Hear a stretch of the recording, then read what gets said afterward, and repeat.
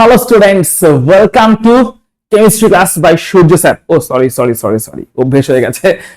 Physical science class by Surya sir. Class 10 শুরু হচ্ছে আজকে, তাই তো? ইলেকট্রন ব্যাচ ক্লাস 10 এ যেরকম অ্যানাউন্সমেন্ট হয়েছিল যে রথযাত্রার উপলক্ষে একটা স্পেশাল ধামাকা ব্যাচ শুরু হতে চলেছে ক্লাস 10 এর ভৌতবিজ্ঞান ওয়েস্ট বেঙ্গল বোর্ডের স্টুডেন্টসদের জন্য এক্সক্লুসিভলি।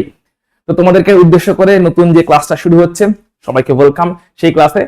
এবং তোমরা দেখছো লাক্সাভেদ চ্যানেল, এই চ্যানেলের মাধ্যমে আমরা ক্লাস 10 এর ভৌতবিজ্ঞানের সমস্ত চ্যাপ্টারগুলোর একটা ব্রিফ সামারি করবো। হ্যাঁ, অবভিয়াসলি তোমরা যেখানে পড়ছো বা যারা আমার কাছে করছো ক্লাস করছো বা যে যেখানে পড়ছো না কেন, নিশ্চয়ই সেখানে পড়েছো, বুঝেছো। বাট আমরা এই ক্লাসটাকে এমন ভাবে রাখবো যেটা পুরোপুরি এক্সাম ওরিয়েন্টেড, অর্থাৎ কোয়েশ্চেন আনসার কিরকম আসতে চলেছে, আমাকে কি লিখতে হবে কি না লিখতে হবে, এবং পুরো চ্যাপ্টারের একটা কুইক রিভিশন মতন। অর্থাৎ এটা বেসিক্যালি রিভিশন ক্লাস, ঠিক আছে? কোথাও না কোথাও পড়েছো, কারণ একদম প্রথম চ্যাপ্টার থেকে শুরু করছি। নিশ্চয়ই তোমরা মার্চ এপ্রিল থেকে পড়াশোনা শুরু করে দিয়েছো, মে থেকে পড়াশোনা শুরু করে দিয়েছো, জানুয়ারি ফেব্রুয়ারি থেকে পড়াশোনা শুরু করে দিয়েছো। তো আমরা অলমোস্ট অর্ধেক বছর আমাদের শেষ। তো আশা করছি সকলের প্রথম চ্যাপ্টার, দ্বিতীয় চ্যাপ্টার এগুলো সব পড়া হয়ে গেছে। তো বেসিক্যালি এটা রিভিশন ক্লাস মতন হচ্ছে, যে রিভিশন ক্লাসটা থ্রু দিয়ে যার অনেকেরই হয়তো মানে ঠিক বোঝা হয়েছে, বোঝা হয়নি, পুরোটা বোঝা হয়েছে, পুরোটা বোঝা হয়নি, সেই জায়গাগুলো আমরা কভার আপ করবো। যে পুরো একটা ওয়ান শট মতন ক্লাস হবে, এই ক্লাসগুলো ওয়ান শট ওয়েতে হবে, ওয়ান শট মতন ক্লাস হবে, যেটা থ্রু দিয়ে কি কি মেন ইম্পর্টেন্ট এরিয়াজ কেমন করে লিখতে হবে, কেমন করে চিন্তা করতে হবে, পুরো কনসেপ্টটা কেমন করে মাথায় ঢুকবে, পুরোটা ওয়ান শট রিভিশন টাইপ থাকবে এই ক্লাসগুলোর থ্রু দিয়ে, যেটা মাধ্যমিক ভৌতবিজ্ঞান 2027 কে টার্গেট করে শুরু করা হচ্ছে। ওকে, তো anyway further once more welcome to physical science class for class 10। Physical science যারা করছো, ভৌতবিজ্ঞান যারা পড়ছো, মাধ্যমিক 2027 কে যারা টার্গেট করছো, তাদের সকলকে ওয়ার্ম ওয়েলকাম লাক্সাভেদ চ্যানেলে। শুরু করা যাক আজকে প্রথম চ্যাপ্টার। খুবই সহজ চ্যাপ্টার, নিশ্চয়ই পড়েছো, হয়তো বুঝেওছো, খুব একটা বোঝার জায়গাও নেইও, অল্প স্বল্প কনসেপ্ট আছে। আমরা কুইকলি প্যাক আপ করে নেবো, খুব লম্বা হবে না ক্লাসগুলো, ছোট ছোট থাকবে, কম্প্যাক্ট থাকবে, এবং টু দি পয়েন্ট আমরা রাখার চেষ্টা করবো। ওকে, তো চলো তাহলে শুরু করা যাক। প্রথম চ্যাপ্টার হচ্ছে পরিবেশের জন্য ভাবনা। পরিবেশের মধ্যে এখানে কি কি অ্যাসপেক্ট আছে বলুন? বায়ুমণ্ডলে একটা জায়গা আছে, ঠিক আছে, শক্তি, বিভিন্ন রকম শক্তির একটা জায়গা আছে, এছাড়া ওজন গহ্বর যেটাকে বলে, সেটার একটা জায়গা আছে। তো তিনটে মেন জায়গা আছে। একটা হচ্ছে বায়ুমণ্ডল, তার গঠন, তার কি ব্যাপার স্যাপার, একটা হচ্ছে ওজোন স্তর এবং সেই রিলেটেড ব্যাপার স্যাপার, একটা হচ্ছে গ্রিন হাউস এফেক্ট, এবং একটা হচ্ছে শক্তি, বিভিন্ন রকমের শক্তি, এবং বিশেষ করে যেগুলো পুনর্নবীকরণযোগ্য শক্তি। এই চারটে জিনিসে পুরো চ্যাপ্টারটা ডিভাইডেড। ওকে, তো শুরু করা যাক তাহলে বায়ুমণ্ডলকে নিয়ে। আমরা জানি বায়ুমণ্ডলে বিভিন্ন উপাদান আছে। কি কি উপাদান আছে বায়ুমণ্ডলের গঠনের মধ্যে? কি কি উপাদান আছে? মেন আছে নাইট্রোজেন গ্যাস। দেখতেই পাচ্ছি নাইট্রোজেন গ্যাসের প্রপোর্শন সব থেকে বেশি। এই পুরোটা হচ্ছে নাইট্রোজেন গ্যাস, 78% নাইট্রোজেন গ্যাস। 21% মতন আছে অক্সিজেন গ্যাস। কত পার্সেন্ট? এই যে 21%, সামান্যই অক্সিজেন গ্যাস। আর বাকি গ্যাসের মধ্যে আর্গন থেকে, কার্বন ডাই অক্সাইড থেকে, জলীয় বাষ্প থাকে, এগুলো মিলিয়ে আছে টোটাল 1%। তাহলে 70 টোটাল সামেশন অ্যাড করলে কত হয় দেখি। 100% কি হচ্ছে? নাইট্রোজেন আছে 78%, অক্সিজেন আছে 21%, আর অন্যান্য গ্যাস যেগুলো আদার্স বলে লিখলাম আছে 1%। অন্যান্য গ্যাসের মধ্যে কি কি আছে সেটা বলে দিচ্ছি। অ্যাড করলে দেখছি 100% হয়ে যাচ্ছে। এই আদার্স গ্যাসগুলোর মধ্যে মেইনলি আছে আর্গন গ্যাস, ঠিক আছে, জলীয় বাষ্প আছে, কার্বন ডাই অক্সাইড গ্যাস আছে, আর্গন গ্যাস আছে, কার্বন ডাই অক্সাইড গ্যাস আছে, জলীয় বাষ্প আছে। এগুলো হচ্ছে আদার গ্যাসগুলোর মধ্যে প্রেজেন্ট আছে, ঠিক আছে। কার্বন ডাই অক্সাইড তার মধ্যে কতটা থাকে আমরা জানি, 0.037, মনে রাখবে, ঠিক আছে। Nitrogen, oxygen, argon 0.9% argon, carbon ডাই অক্সাইড 0.037%। এছাড়া জলীয় বাষ্প যেটা থাকে, অন্যান্য গ্যাসও অল্প পরিমাণে থাকে। প্রত্যেকটা গ্যাসের পার্সেন্টেজ আমরা দিয়ে রেখেছি। এই গ্যাসগুলো নিয়ে মেইনলি আমাদের বায়ুমণ্ডল বা অ্যাটমসফিয়ার গঠিত হয়েছে। চলো এবার এই টোটাল বায়ুমণ্ডলের তাকে কতগুলো ভাগে ভাগ করা যায়। নিশ্চয়ই আমরা জানি ট্রপোস্ফিয়ার, স্ট্র্যাটোস্ফিয়ার, তাই তো? এই সমস্ত যে ভাগগুলো আছে, troposphere, stratosphere, mesosphere, thermosphere, exosphere. তো আমরা সবকটা ভাগের ব্যাপারে একটু দেখে নিই। বায়ুমণ্ডলের গঠন, তাহলে গঠনের মধ্যে একদম শুরুতে কোনটা আসছে বলতো? একদম নিচে আছে ট্রপোস্ফিয়ার। কি আছে নিচে? ট্রপোস্ফিয়ার। তো প্রত্যেকটার ব্যাপারে আমরা সংক্ষেপে জেনে নেবো। আমরা একবার জাস্ট হাইটটা দেখে নিই। হাইটটা কি আছে কোথাও আমাদের? এখানে টেম্পারেচারটা দেখানো আছে, সেটা টেম্পারেচার গ্রাফ আছে। ওকে, তার আগে আমরা কম্পোজিশন টেম্পারেচারটা আসছি, মেন হাইটটাকে বুঝে নেওয়ার চেষ্টা করি যে কোনখান থেকে কোনটা কতটা আছে। তোমরা সবটাই জানো মোটামুটি, সবই অলরেডি তোমাদের জানা। সো এইটা ধরছে একদম ভূপৃষ্ঠ। এই জায়গাটাকে বললাম এটা হচ্ছে আমাদের ভূপৃষ্ঠ, তাই তো? মাটি, আর্থ ক্রাস্ট যাকে বলে, এর ওপরে মোটামুটি 0 থেকে ভূপৃষ্ঠতে কত কিলোমিটার? 0 কিলোমিটার। 0 থেকে মোটামুটি 16 কিলোমিটার পর্যন্ত, 0 থেকে 16 কিলোমিটার পর্যন্ত কি আছে? 0 থেকে 16 কিলোমিটার পর্যন্ত এই এরিয়াটা হচ্ছে ট্রপোস্ফিয়ার। ট্রপোস্ফিয়ার।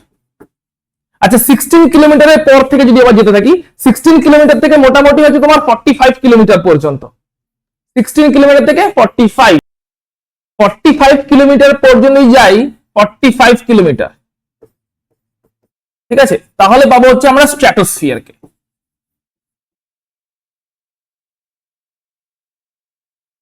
আচ্ছা এর মধ্যে আবার ওজোনোস্ফিয়ার কোন জায়গাটা?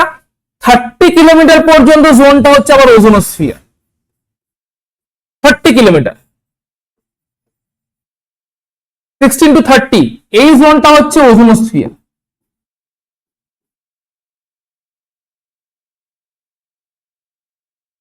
আর এই পুরো জোনটা হচ্ছে স্ট্র্যাটোস্ফিয়ার। 0 থেকে 45 এই পুরো জোনটা হচ্ছে স্ট্র্যাটোস্ফিয়ার। আর সরি 0 থেকে বলছি 16 থেকে 45, 16 থেকে 45 এই পুরো জোনটা হচ্ছে স্ট্র্যাটোস্ফিয়ার। তার মধ্যে 16 থেকে 30 এই জোনটা হচ্ছে ওজোনোস্ফিয়ার। এইখানে ওজোন গ্যাস আছে। ওকে, স্ট্র্যাটোস্ফিয়ার শেষ হলো। স্ট্র্যাটোস্ফিয়ারের পরে কি আছে? স্ট্র্যাটোস্ফিয়ারের পরে আছে হচ্ছে মেসোস্ফিয়ার, যেটা হচ্ছে 45 থেকে 85 পর্যন্ত, 45 থেকে 85 কিলোমিটার পর্যন্ত এই জায়গাটা হচ্ছে মেসোস্ফিয়ার।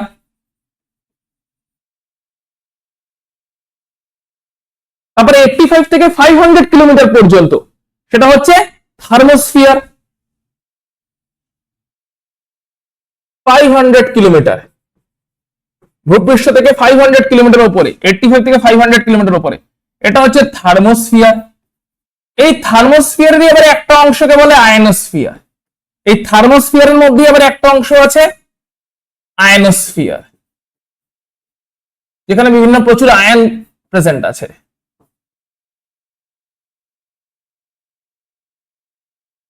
আর 500 কিলোমিটারের পর থেকে 1200 কিলোমিটার পর্যন্ত একদম শেষ যে ব্যাপারটা আছে, শেষ সীমা পর্যন্ত 1200 কিলোমিটার পর্যন্ত এই এরিয়াটাকে বলছি আমরা এক্সোস্ফিয়ার।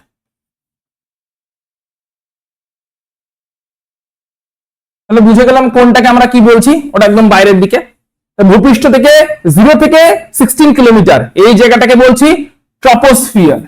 16 থেকে 30 এটা হচ্ছে ওজোনোস্ফিয়ার। আর 16 থেকে 45 এই পুরোটা হচ্ছে স্ট্র্যাটোস্ফিয়ার। আশা করি বুঝে গেছো। তাহলে স্ট্র্যাটোস্ফিয়ারেরই একটা ভাগ হচ্ছে ওজোনোস্ফিয়ার। 16 থেকে 30 হচ্ছে ওজোনোস্ফিয়ার, আর 16 থেকে 45 এই পুরোটা হচ্ছে স্ট্র্যাটোস্ফিয়ার। 45 থেকে 85 মেসোস্ফিয়ার। 85 থেকে 500 থার্মোস্ফিয়ার, যার একটা পোর্শনকে বলে আয়নোস্ফিয়ার। আয়নসের প্রেজেন্স আছে প্রচুর, গ্যাসীয় আয়নের উপস্থিতি আছে। আর 500 এর পর থেকে একদম শেষ সীমা পর্যন্ত 1200 কিলোমিটার পর্যন্ত এক্সোস্ফিয়ার। এখানে এক্সোস্ফিয়ারে হচ্ছে স্যাটেলাইট, কৃত্রিম উপগ্রহ যেগুলো, সেগুলো এখানেই চলাচল করে। তাহলে এই হচ্ছে আমাদের বায়ুমণ্ডলের মোটামুটি একটা আইডিয়া পেয়ে গেলাম। এবারে আমরা দেখবো এখানে কোনটাতে কিরকম কম্পোজিশন আছে। ট্রপোস্ফিয়ারে কোন কোন গ্যাস মেনলি থাকে? Oxygen gas, nitrogen gas, oxygen, nitrogen, carbon ডাই অক্সাইড আর জলীয় বাষ্প। কার্বন ডাই অক্সাইড আর জলীয় বাষ্প মানে সব মেজর যত গ্যাস আছে, যেগুলো প্রধান প্রধান গ্যাস বলে জানি, সবই থাকে হচ্ছে ট্রপোস্ফিয়ার এরিয়াতে। ঠিক আছে, জলীয় বাষ্প। আচ্ছা কোন কোন স্তরের কতটা টেম্পারেচার সেটাতে আসছি। আচ্ছা ট্রপোস্ফিয়ারের পরে ওজোনোস্ফিয়ার, নাম শুনেই বুঝতে পারছি মেনলি থাকবে ওজোন গ্যাস, ওজোন গ্যাস। তারপর থাকছে স্ট্র্যাটোস্ফিয়ার। স্ট্র্যাটোস্ফিয়ার স্ট্র্যাটোস্ফিয়ার অঞ্চলে কে থাকছে? স্ট্র্যাটোস্ফিয়ার অঞ্চলে থাকছে এখানেও নাইট্রোজেন এবং অক্সিজেন, সঙ্গে ওজোনও থাকছে। ওজোনোস্ফিয়ারটাতে ওজোন থাকছে, এছাড়া নাইট্রোজেন অক্সিজেনও থাকছে স্ট্র্যাটোস্ফিয়ার অঞ্চলে, রাইট? তারপরে মেসোস্ফিয়ার। মেসোস্ফিয়ার অঞ্চলে নাইট্রোজেন অক্সিজেন থাকছেই, তার সঙ্গে অল্প অল্প কিছু আয়নসও থাকছে, এরকম O2+, NO+। নাইট্রোজেন অক্সিজেন তো থাকছেই, কিছু আয়নসও থাকছে, যেরকম O2+, NO+, মানে আয়নসের উপস্থিতি কিন্তু আসা শুরু হয়ে গেছে। এবং এরপরেই তৈরি হচ্ছে আয়নোস্ফিয়ার, যেটা কিনা থার্মোস্ফিয়ারের একটা অংশ, যেখানে প্রচুর আয়নস থাকে। O2+, O+, NO+, O2+, O+, NO+, এই সমস্ত প্রচুর আয়নস, অর্থাৎ দেখতে পাচ্ছি পুরো আয়নসে ভর্তি। তাই থার্মোস্ফিয়ারের একটা পার্টকে কিন্তু আয়নোস্ফিয়ারও বলা হচ্ছে। আর এক্সোস্ফিয়ারে থাকছে মেনলি হাইড্রোজেন এবং হিলিয়াম, যেটা খুবই হালকা, তাই অনেক উপরের দিকে অল্প স্বল্প অবস্থান করে, খুব বেশি থাকে তা নয়। তাহলে প্রত্যেকটা স্তরের আমরা কম্পোজিশন দেখে নিলাম। ট্রপোস্ফিয়ারে আছে মেন গ্যাসগুলো, যেটা হচ্ছে আমাদের বায়ুমণ্ডলের প্রধান উপাদানগুলো জলীয় বাষ্প, কার্বন ডাই অক্সাইড, অক্সিজেন, নাইট্রোজেন। প্রত্যেকটা স্তরেই মোটামুটি অক্সিজেন, নাইট্রোজেন কমন। এবারে স্ট্র্যাটোস্ফিয়ারে অতিরিক্ত আছে ওজোন, যেটা কিনা ওজোনোস্ফিয়ার। এছাড়া থার্মোস্ফিয়ার এবং মেসোস্ফিয়ারে কিছু আয়ন্স আছে, এক্সোস্ফিয়ারে হাইড্রোজেন, হিলিয়াম গ্যাস আছে। এবার চলে আসছি প্রত্যেকটা স্তরের টেম্পারেচার কত এবং টেম্পারেচার কেমন করে চেঞ্জ হয় প্রত্যেকটা স্তর অনুযায়ী। তো চলো শুরু করা যাক। ট্রপোস্ফিয়ারকে দিয়ে শুরু করছি।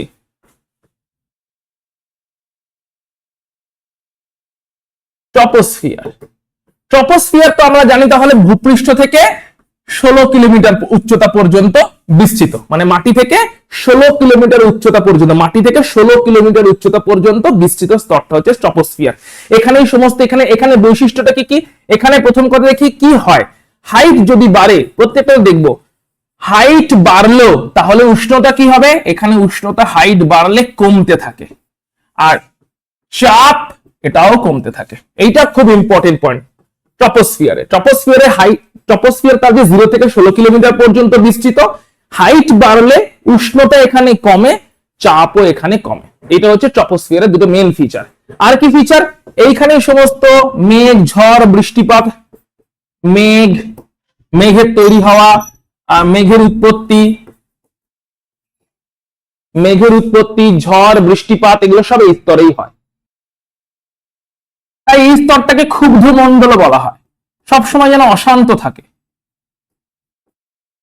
কিছু না কিছু লেগেই চলেছে, কখনো মেঘ তৈরি হচ্ছে, কখনো ঝড় হচ্ছে, কখনো বৃষ্টিপাত হচ্ছে, কিছু না কিছু হাওয়া চলছে, ঠিক আছে, কিছু না কিছু যেন প্রাকৃতিক ঘটনা, জলবায়ুর ঘটনা ঘটেই চলেছে। তাই এটাকে ক্ষুব্ধ মণ্ডল, অশান্ত হয়ে থাকছে সবসময়।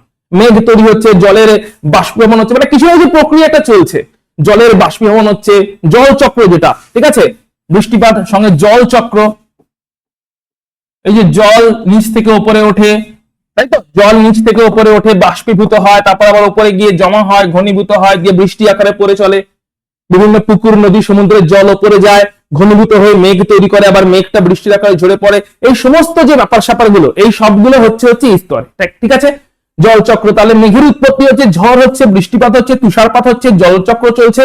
এই জন্য এই স্তরটাকে বলা হয় ক্ষুব্ধ মণ্ডল। এবং এই স্তরে দেখতে পাচ্ছি উচ্চতা বাড়লে উষ্ণতা কমে, চাপও কমে যায়। এটা হচ্ছে ট্রপোস্ফিয়ার স্তরের মেইন বৈশিষ্ট্য। ট্রপোস্ফিয়ার তাহলে মেইন বৈশিষ্ট্য। এখানে উপাদান তো দেখে নিয়েছি, তাহলে এগুলো আমাদের মোটামুটি, এখানেই জীবন, এখানেই প্রাণ আছে, এই স্তরেই হচ্ছে প্রাণের অস্তিত্ব পাওয়া যায়। প্রাণের অস্তিত্ব এই স্তরেই পাওয়া যায় আমাদের, ঠিক আছে। তাহলে এই হচ্ছে আমাদের ট্রপোস্ফিয়ারের মেইন পয়েন্ট গুলো হয়ে গেল। এবারে একদম শেষ প্রান্তে ট্রপোস্ফিয়ারের উষ্ণতা কত? উষ্ণতা -60 ডিগ্রি। অর্থাৎ ট্রপোস্ফিয়ার যেখানে শেষ হচ্ছে সেইখানে অঞ্চলটাকে বলে ট্রপোপজ, যেখানে উষ্ণতা হয়ে যায় -60 ডিগ্রি, কমতে কমতে কমতে কমতে -60 ডিগ্রি হয়ে গেছে।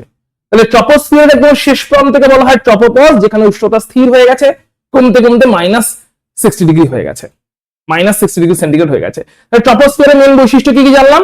নাম্বার 1 বৈশিষ্ট্য হচ্ছে এটা 0 থেকে 16 কিলোমিটার পর্যন্ত বিস্তৃত, এখানে উচ্চতা বাড়লে উষ্ণতা কমে, চাপও কমে যায়। এই স্তরটাকে ক্ষুব্ধমণ্ডল বলে, কারণ ঝড়, বজ্রপাত, বৃষ্টিপাত, মেঘের উৎপত্তি ঘটা, জলীয় বাষ্প মানে জলের চক্র ঘটা, তুষারপাত, সমস্ত কিছু এই স্তরে হয়। তাই এটা সবসময় কোনো না কোনো প্রক্রিয়া চলতেই থাকছে এই স্তরটাতে, যে মেঘের উৎপত্তি হচ্ছে, জলের বাষ্পীভবন হচ্ছে, জলের ঘনীভবন হচ্ছে, বৃষ্টিপাত হচ্ছে, তুষারপাত হচ্ছে, বজ্রপাত হচ্ছে, সমস্ত কিছু এই স্তরে চলছে। তাই এটাকে বলা হয় ক্ষুব্ধমণ্ডল।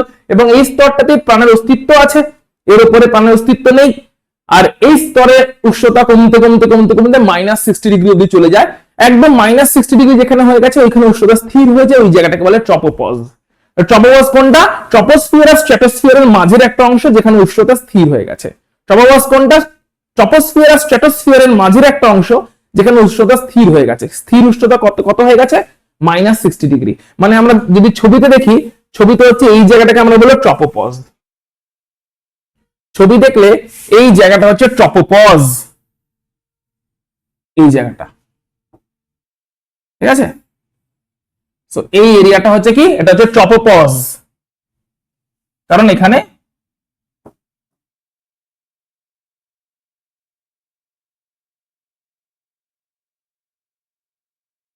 ট্রপোপজ, ট্রপোস্ফিয়ার আর স্ট্র্যাটোস্ফিয়ারের মধ্যবর্তী একটা অঞ্চল যেখানে উষ্ণতা কমতে কমতে কমতে কমতে -60 ডিগ্রিতে পৌঁছে এবং প্রায় স্থির হয়ে যায়, এই জায়গাটাকে হচ্ছে ট্রপোপজ। তাহলে ট্রপোস্ফিয়ার হয়ে গেল। এবার হচ্ছে স্ট্র্যাটোস্ফিয়ারে চলে আসি, চলো তাহলে।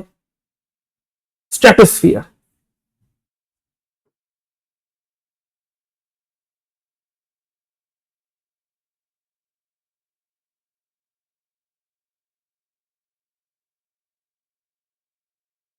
স্ট্র্যাটোস্ফিয়ার, স্ট্র্যাটোস্ফিয়ার কোনটাকে বলছি? স্ট্র্যাটোস্ফিয়ার যে তারপর থেকে শুরু হচ্ছে, তাহলে 16 কিলোমিটার থেকে শুরু হচ্ছে এবং অলমোস্ট 45 কিলোমিটার পর্যন্ত থাকছে।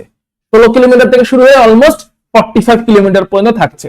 এইখানে যদি উচ্চতা বাড়ে, তাহলে উষ্ণতা আস্তে আস্তে বাড়ে, উষ্ণতা বাড়ে, চাপ যদিও কমে। উচ্চতা বাড়লে এখানে উষ্ণতা বাড়ে, চাপ যদিও কমে যায়। এই স্তরে কোনো ঝড়, বজ্রপাত, বৃষ্টিপাত কিচ্ছু হয় না, খুবই শান্ত থাকে আবহাওয়া, তাই একে শান্ত মণ্ডল বলা হয়। শান্ত আবহাওয়া, তাই এই স্তরটাকে বলে শান্ত মণ্ডল। সেই কারণে এই স্তর দিয়ে জেট প্লেনের চলাচল হয়। শান্ত থাকে আবহাওয়া, প্লেন চালাতে সুবিধা হবে, তাই জেট প্লেনের চলাচল এই স্তরে হয়ে থাকে। আচ্ছা, এইখানে মেঘের উৎপত্তি, ঝড়, বৃষ্টিপাত, জলচক্র, আর কি হয়? তুষারপাত, বজ্রপাত, এগুলো সব এই স্তরেই হয়। তুষারপাত, বজ্রপাত সবই স্তরে হয়, যে কারণে এটাকে ক্ষুব্ধমণ্ডল বলে, অশান্ত হয়ে আছে। ঠিক আছে, এটা শান্ত মণ্ডল, স্ট্র্যাটোস্ফিয়ারকে শান্ত মণ্ডল। এর মধ্যে আবার তাহলে কি বলছি, প্রথম দিকটা মানে 16 কিলোমিটার থেকে স্টার্ট হয়ে 30 কিলোমিটার পর্যন্ত এই স্তরটা হচ্ছে ওজোনোস্ফিয়ার, যেটা স্ট্র্যাটোস্ফিয়ারেরই একটা পার্ট।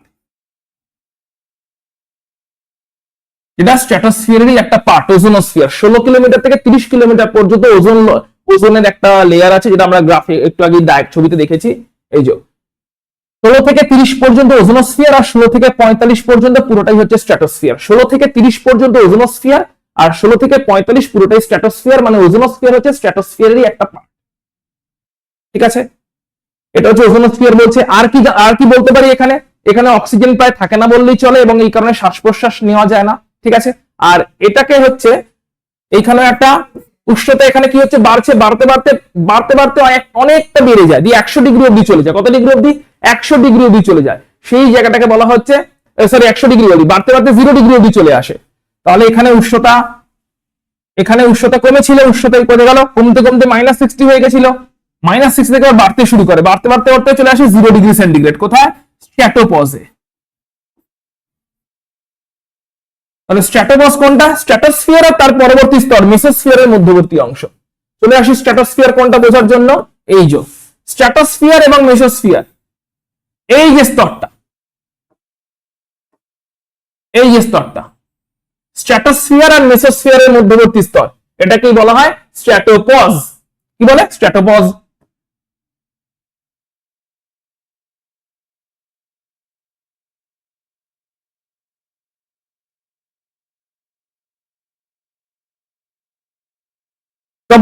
ট্রপোপজে তাহলে উষ্ণতা বা কি হয়েছিল, এখানে উষ্ণতা হচ্ছে, আমরা উষ্ণতার ব্যাপারটা আলাদা করে দেখে নিচ্ছি, উষ্ণতা গ্রাফটা দেখে নিচ্ছি। আচ্ছা, তাহলে এই হয়ে গেল আমাদের স্ট্র্যাটোপজ। তাহলে প্রথমে কিন্তু উষ্ণতা কমলো, আমাদের এখানে ভূপৃষ্ঠ উষ্ণতা কত? মোটামুটি 25 ডিগ্রি সেন্টিগ্রেড ধরে চলছি, 25-35 এরকম থাকে। তাহলে 25-35 ছিল, উষ্ণতা আস্তে আস্তে কমতে কমতে -60 হয়ে গেল ট্রপোপজে। -60 থেকে আবার বাড়লো, -60 থেকে আবার বাড়লো, বাড়তে বাড়তে 0 হয়ে গেল স্ট্র্যাটোপজে। স্ট্র্যাটোপজের পরে কি শুরু হচ্ছে? স্ট্র্যাটোপজের পরে শুরু হচ্ছে মেসোস্ফিয়ার। চলো চলে যাচ্ছি মেসোস্ফিয়ার।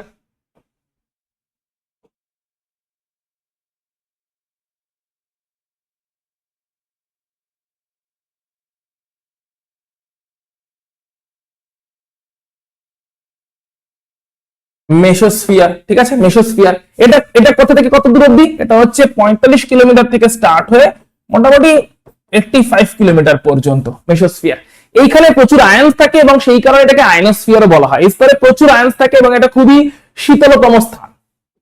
এখানে কি হয়, উচ্চতা যদি বাড়ে, উষ্ণতা এখানে আবার কমতে থাকে, কমতে কমতে -100 ডিগ্রিতে চলে যায়, চাপও কমতে থাকে, এবং এই স্তরটা শীতলতম, প্রচুর ঠান্ডা, দেখতেই পাচ্ছ -100তে চলে গেছে, শীতলতম স্তর, শীতলতম স্তর। এবং এই স্তরে আয়নের উপস্থিতি থাকে, আয়নের উপস্থিতি NO+,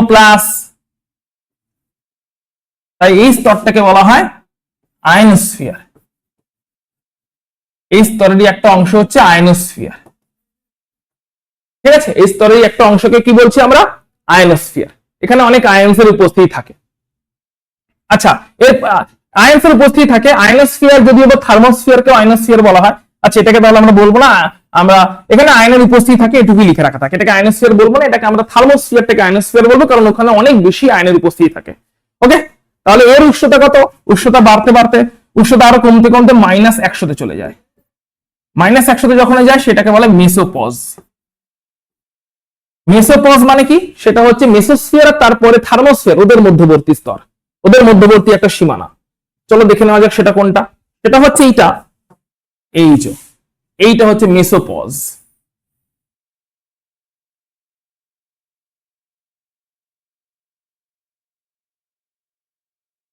মেসোপজ, এটা হচ্ছে মেসোপজ, যেটা কিনা মেসোস্ফিয়ার আর থার্মোস্ফিয়ার তাদের মধ্যবর্তী একটা সীমানা, যেখানে টেম্পারেচার কমতে কমতে -100 চলে গেছে। তাই শীতলতম জায়গা বলে বলছি আমরা, একদম খুবই কম শীতলতম জায়গা। ঠিক আছে, আচ্ছা, মেসোস্ফিয়ারের পরেরটা কি তাহলে? মেসোস্ফিয়ারের পরেরটা হচ্ছে থার্মোস্ফিয়ার। নাম শুনেই বুঝতে পারছো প্রচুর গরম থাকবে, এখানে টেম্পারেচার অনেক বাড়বে। এটা হচ্ছে 85 কিলোমিটার থেকে মোটামুটি 500 কিলোমিটার পর্যন্ত বিস্তৃত। এই স্তরে আয়নগুলো দেখতে পাওয়া যায়। তাহলে এখানে উচ্চতা যত বাড়ে উষ্ণতা বাড়তে বাড়তে বাড়তে বাড়তে অনেক বেড়ে যায়। চাপ যদিও কমতে থাকে, বায়ুমণ্ডলের ঘনত্ব কমে যায়, চাপ কমে যায়, এবং উষ্ণতা বাড়তে বাড়তে বাড়তে বাড়তে অনেক বেড়ে যায়। 1200 ডিগ্রি সেন্টিগ্রেড অব্দি চলে যায় উষ্ণতা। 1200 ডিগ্রি সেন্টিগ্রেড অব্দি উষ্ণতা বাড়তে বাড়তে চলে যায়। ঠিক আছে, এবং এইখানে কি কি আছে? এখানে আয়নের উপস্থিতি, প্রচুর পরিমাণে আয়নের উপস্থিতি আছে। তাই এই স্তরেরই একটা অংশকে আয়নোস্ফিয়ার বলা হয়। এই স্তরেরই একটা অংশকে আয়নোস্ফিয়ার বলা হয়। আর এই স্তরেই বেতার তরঙ্গ প্রতিফলিত হয় আয়নগুলো থাকার জন্য। আয়ন থাকার জন্য বেতার তরঙ্গের প্রতিফলন সম্ভব হয়। ঠিক আছে, আর এর উষ্ণতা অনেক বেশি হয়ে যায় এখানে। আর এখানে মহাকাশ স্টেশন অবস্থিত। পয়েন্ট করে করে পড়লে কিন্তু খুবই সহজ। মহাকাশ স্টেশনের অবস্থান, টেম্পারেচার বাড়তে বাড়তে কতই চলে যায়? 1200 ডিগ্রিতে চলে যায়। টেম্পারেচার বাড়তে বাড়তে বাড়তে বাড়তে 1200 ডিগ্রিতে চলে যায়। ওই জায়গাটাকে কি বলবো আমরা? থার্মোপজ। যেটা কিনা থার্মোস্ফিয়ার আর তার পরবর্তী স্তর এক্সোস্ফিয়ারের মধ্যবর্তী স্তর। কোনটা তাহলে থার্মোপজ হচ্ছে? এই জায়গাটা হচ্ছে থার্মোপজ।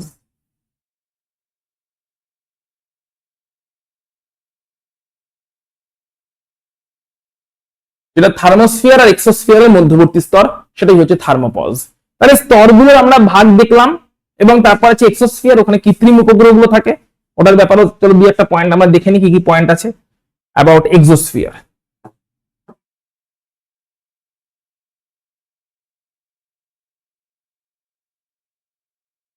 এটা হচ্ছে একদম 500 কিলোমিটার থেকে শুরু করে একদম শেষ পর্যন্ত প্রায় 1200 কিলোমিটার পর্যন্ত এটা বিস্তৃত। 500 কিলোমিটার থেকে শুরু করে 1200 কিলোমিটার। এখানে কৃত্রিম উপগ্রহগুলো থাকে। এখানে উচ্চতা বাড়লে উষ্ণতা আস্তে আস্তে বেড়ে যায়, চাপ কমে যায়। এখানে কৃত্রিম উপগ্রহ থাকে। যত কৃত্রিম উপগ্রহ আছে সেগুলো এই স্তরেই অবস্থান করে। উপগ্রহ, কৃত্রিম উপগ্রহগুলো কিন্তু সব এই স্তরেই অবস্থান করে। ঠিক আছে, এবং এখানে এটা 1000 কিলোমিটার দূর থেকে থাকে, এবং এখানে হাইড্রোজেন হিলিয়াম গ্যাস থাকে। 1200 না, সরি, 1000 কিলোমিটার, রাফলি 1000 কিলোমিটার আমরা বলতে পারি। 1200 কিলোমিটার নয়, 1000 কিলোমিটার। কিন্তু উষ্ণতা হচ্ছে 1200 ডিগ্রি থেকে বেশি হয়ে যায়, এবং এখানে উষ্ণতা 1200 ডিগ্রি থেকে বেশি টেম্পারেচার চলে যায়। তাহলে এবার উষ্ণতার ব্যাপারে আমরা সবকটা স্তরের ব্যাপারে একবার দেখে নিচ্ছি, ভালো করে দেখে নাও। ট্রপোস্ফিয়ার, যেটা কিনা একদম মাটি থেকে 16 কিলোমিটার পর্যন্ত, সেখানে কিন্তু উচ্চতা বাড়লে উষ্ণতা আস্তে আস্তে কমে। কোত্থেকে কোথায় কমে? ধরলাম এমনিতে 15 ডিগ্রি সেন্টিগ্রেড ছিল, সেখান থেকে কমতে কমতে -60 ডিগ্রি অব্দি চলে যায়। 15 ডিগ্রি থেকে শুরু করে, 15 ডিগ্রি ছিল ধরলাম ভূপৃষ্ঠে ছিলাম, ভূপৃষ্ঠে ধরলাম 15 ডিগ্রি আছে, ভূপৃষ্ঠে 15 ডিগ্রি আছে, কমতে কমতে -60 তে চলে যায়। ভূপৃষ্ঠে আছে 15 ডিগ্রি, কমতে কমতে -60 তে চলে গেছে। তাপ এখানে হচ্ছে ক্ষুদ্রমণ্ডল এবং এখানে হচ্ছে প্রাণের অস্তিত্ব আছে, যেখানে -60 যেটা কিনা ট্রপোস্ফিয়ার আর স্ট্র্যাটোস্ফিয়ারের মাঝে একটা সীমানা, তাকে বলছে ট্রপোপজ। একই রকম ভাবে তারপর হচ্ছে মেসোস্ফিয়ার, এখানে কিন্তু আস্তে আস্তে উষ্ণতা আবার বাড়ে, -60 তে চলে গেছিল না, তো -60 ডিগ্রি থেকে বাড়তে বাড়তে আবার 0 ডিগ্রিতে এসে পৌঁছয়, -60 থেকে বাড়তে বাড়তে আবার 0 ডিগ্রিতে এসে পৌঁছয়, যেখানে 0 ডিগ্রি হয় সেটাকে বলছি আমরা স্ট্র্যাটোপজ। এবং এখানে ওজোনোস্ফিয়ার মানে ওজোন স্তরটা অবস্থিত, শান্ত থেকে বলে শান্তমণ্ডল বলা হচ্ছে। তারপরে চলে আসছে হচ্ছে আমাদের মেসোস্ফিয়ার, এখানে উচ্চতা বাড়লে উষ্ণতা আস্তে আস্তে কমছে, ঠিক আছে, কমতে কমতে কোথায় যাচ্ছে, 0 ডিগ্রিতে এসেছিল সেখান থেকে কমতে কমতে -100 চলে গেল, আবার শীতলতম -100 চলে গেছে, শীতলতম, ঠিক আছে। এবং এখানে আয়নের উপস্থিতি আছে, যেখানে একদম -100 চলে গেছে। মেসোস্ফিয়ার আর তারপরে থার্মোস্ফিয়ার, তাদের মধ্যবর্তী স্তর, সেটাকে বলা হচ্ছে মেসোপজ। থার্মোস্ফিয়ারে কি হচ্ছে, থার্মোস্ফিয়ারে হচ্ছে এটা, এখানে উষ্ণতা বাড়ছে, বাড়তে বাড়তে 1200 ডিগ্রি অবধি চলে যাচ্ছে, এবং এখানে আয়নের উপস্থিতি আছে, এটাকে আয়নোস্ফিয়ার বলা হয়। বাড়তে বাড়তে 1200 ডিগ্রি অবধি চলে যাচ্ছে, ছিল হচ্ছে -100 তে, -100 থেকে বাড়তে বাড়তে চলে গেল 1200 ডিগ্রিতে, -100 থেকে বাড়তে বাড়তে চলে গেল 1200 ডিগ্রিতে, এটাকে বলা হচ্ছে বাড়তে বাড়তে 1200 ডিগ্রিতে চলে গেছে, একদম উষ্ণতম জায়গা চলে গেছে। এবং তারপর হচ্ছে এক্সোস্ফিয়ার, যেখানে কিনা 1200 ডিগ্রি থেকে বেশি, এটা হচ্ছে টেম্পারেচার ভেরিয়েশন। তাহলে টেম্পারেচার ওয়াইজ যদি দেখা যায়, তাহলে আমরা আবার প্রথমে গ্রাফটায় চলে যাই, টেম্পারেচার ওয়াইজ যদি দেখতে চাই, তাহলে ট্রপোপজের টেম্পারেচার কত, -60 ডিগ্রি সেন্টিগ্রেড। ভূপৃষ্ঠ ছিল কত, ভূপৃষ্ঠ ছিল হচ্ছে 15 ডিগ্রি সেন্টিগ্রেড ধরলাম, তাহলে 15 ডিগ্রি থেকে -60, এখানে ছিল হচ্ছে, আচ্ছা এখানে লিখি, একটা কাজ করি তাহলে ভালো করে মনে থাকবে, এইখানে ছিল ধরলাম 15 ডিগ্রি সেন্টিগ্রেড, বাড়তে বাড়তে হয়েছে -60 ডিগ্রি সেন্টিগ্রেড। তারপরে আবার কমতে কমতে ছিল হচ্ছে 15 ডিগ্রি সেন্টিগ্রেড, কমতে কমতে হচ্ছে -60, -60 হচ্ছে ট্রপোপজে, আবার বাড়তে বাড়তে হচ্ছে 0 ডিগ্রি স্ট্র্যাটোপজে, 0 ডিগ্রি থেকে আবার কমতে কমতে হচ্ছে -100 ডিগ্রি মেসোপজে, সেখান থেকে বাড়তে বাড়তে হচ্ছে 1200 ডিগ্রি থার্মোপজে, তারপরে তো 1200 ডিগ্রি থেকে বেশি হয়ে গেছে। এই হচ্ছে আমাদের টেম্পারেচারটা এরকম করে ভ্যারি করেছে। ভূপৃষ্ঠে আছে ধরছি 15 ডিগ্রি, 15 ডিগ্রি থেকে কমতে কমতে ট্রপোস্ফিয়ারে কমে হয়েছে -60, -60 থেকে আবার স্ট্র্যাটোস্ফিয়ারে বেড়ে বেড়ে হয়েছে 0 ডিগ্রি, 0 ডিগ্রি থেকে আবার কমে কমে হয়েছে -100 ডিগ্রি মেসোস্ফিয়ার থেকে আবার বাড়তে বাড়তে থার্মোস্ফিয়ারে 1200 ডিগ্রি, এক্সোস্ফিয়ারে 1200 ডিগ্রি বেশি, এইভাবে টেম্পারেচারটা ভ্যারি করে গেছে। আশা করছি তাহলে তোমাদের মাথায় ঢুকে গেল সবকটা স্ফিয়ারের ব্যাপারে। বেশ, চলো এর পরবর্তী পোরশন কি বলছে, পরিচলন, স্রোত ও ঝড়। খুব সহজ জিনিসপত্র, যে দেখো ছবির মাধ্যমে বোঝার চেষ্টা করো। এই আছে আমাদের ভূপৃষ্ঠ, এখানে আছে ভূপৃষ্ঠ সংলগ্ন বায়ু, ভূপৃষ্ঠ এবং ভূপৃষ্ঠ সংলগ্ন বায়ু, এই সূর্যরশ্মি এসে পড়ল, সূর্যরশ্মি এসে এখানে পড়লো, তাহলে কি হবে, সূর্যরশ্মি যেই ভূপৃষ্ঠে পড়লে ভূপৃষ্ঠ থেকে তাপের বিকিরণ হবে, সূর্যরশ্মি পড়েছে, ভূপৃষ্ঠ উত্তপ্ত হয়েছে, তাপ বিকিরণ শুরু হয়েছে। যদি তাপ বিকিরণ হয় তাহলে এই যে বায়ুটা আছে, এই বায়ুটা হালকা হবে, তাপ বিকিরণ হলে বায়ু হালকা হবে, হালকা বায়ু ওপরের দিকে উঠতে থাকবে, হালকা বায়ু ওপরের দিকে উঠতে থাকবে, এরকম করে উপরের দিকে উঠে যাবে, তাহলে উপরের দিকে চলে গেছে উত্তপ্ত হালকা বায়ু, উপরের দিকে উঠে চলে গেছে। এর ফলে এই জায়গাটা খালি হয়ে যাবে, এই খালি জায়গায় কে চলে আসবে, আশেপাশে যত শীতল বায়ু, শীতল ভারী বায়ু আশেপাশ থেকে ওই খালি জায়গা দখল করতে চলে আসবে। এরা কি করবে, শীতল ভারী বায়ু, এই শীতল ভারী বায়ু এই জায়গা দখল করতে চলে আসবে, যারা কিনা এদিক ওদিক ছিল। তাহলে এখানে লিখে দিচ্ছি, এই শীতল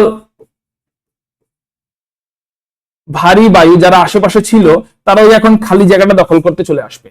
এই যে স্রোতটা তৈরি হলো এটাকেই বলা হয় পরিচলন স্রোত, অর্থাৎ এইভাবেই তাপটা ছড়িয়ে পড়ে, নিচেরটা উত্তপ্ত হয়ে উপরে যায়, উপরেরটা নিচে আসে, আবার উপরে যায়, আবার নিচে আসে, এইভাবে তাপটা ছড়িয়ে পড়ে বায়ুমণ্ডলে। কি হয়, এইভাবে তাপের প্রসারণ, তাপের প্রসারণ বলবো না, মানে তাপের ছড়িয়ে পড়া। একটু পাশের ঘরটায় বস। তাপের ছড়িয়ে পড়া, বায়ুমণ্ডলে চাপটা এইভাবে ছড়িয়ে পড়ে, ঠিক আছে, এইটাকে বলা হয় কি, এটাকে বলা হয় যে পরিচলন স্রোত। এবারে যদি আবার এটা তাহলে হলো কেন, তাপের জন্য। এছাড়া বায়ু আরো একটা কারণে এরকম মুভ করতে পারে, এটা বায়ু মুভমেন্ট হয়ে গেল। তাহলে কি হলো, সূর্যরশ্মি থেকে তাপ এলো, সূর্যরশ্মি থেকে কি এলো, তাপ শক্তি এলো, সূর্যরশ্মি থেকে আসা তাপ শক্তি, সূর্যরশ্মি থেকে আসা তাপ শক্তি ভূপৃষ্ঠকে উত্তপ্ত করলো, উত্তপ্ত ভূপৃষ্ঠ তাপের বিকিরণ করলো, তার জন্য বায়ুগুলো উত্তপ্ত হয়ে হালকা হয়ে গেল এবং উপরে চলে গেল হচ্ছে উত্তপ্ত হালকা বায়ু। আশেপাশ থেকে শীতল ভারী বায়ু তখন ওই খালি জায়গা দখল করতে চলে এলো, কারণ ওইখান থেকে উত্তপ্ত হয়ে বায়ু হালকা হয়ে উপরে চলে গেছে, জায়গা খালি হয়েছে, শীতল বায়ু চলে এসছে। এইভাবে একটা পরিচলন স্রোত, একটা পরিচলন স্রোতের সৃষ্টি হলো, যার মাধ্যমে তাপটা বায়ুমণ্ডল জুড়ে ছড়িয়ে পড়লো। এটা হচ্ছে চক্রাকার স্রোত। তার মানে এটা কিরকম হলো, চক্রাকার বায়ু প্রবাহ।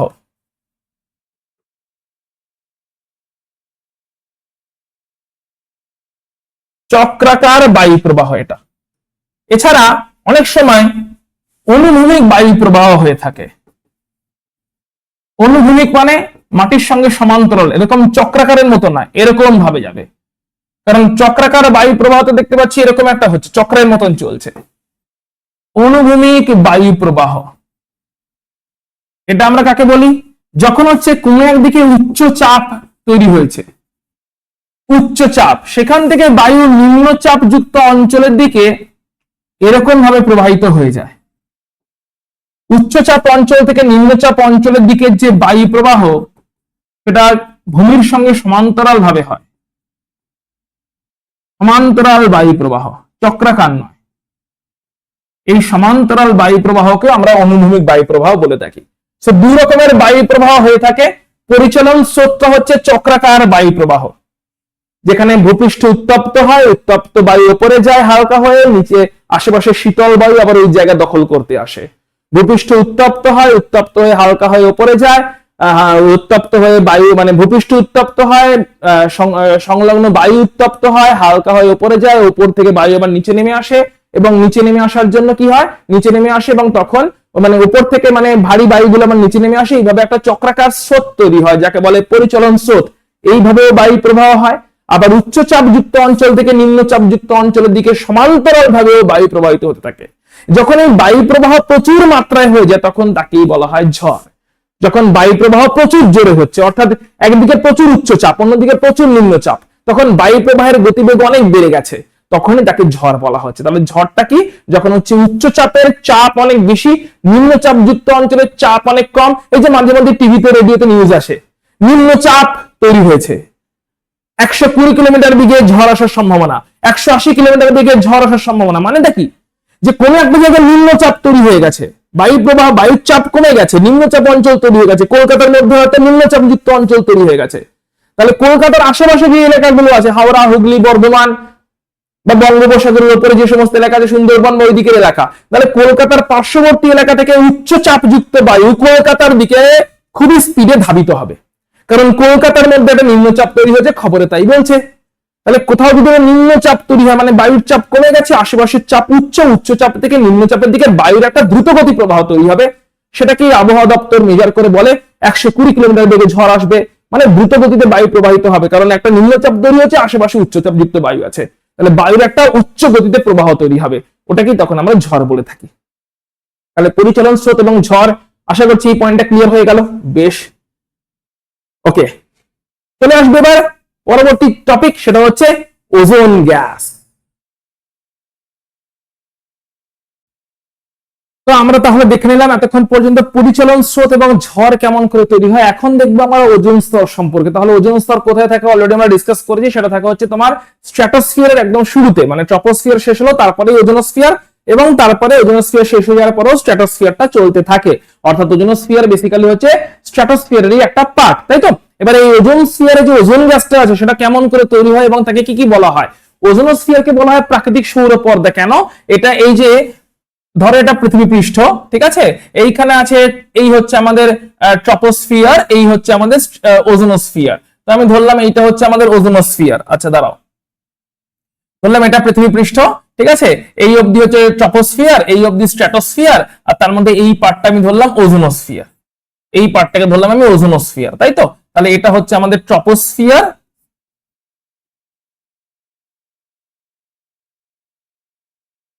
এইটা হচ্ছে আমাদের ওজোনোস্ফিয়ার,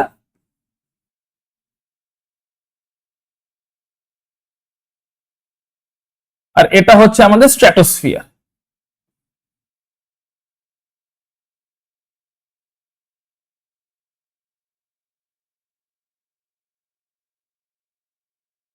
কারেক্ট, কারেক্ট, এটা হচ্ছে আমাদের ভূপৃষ্ঠ।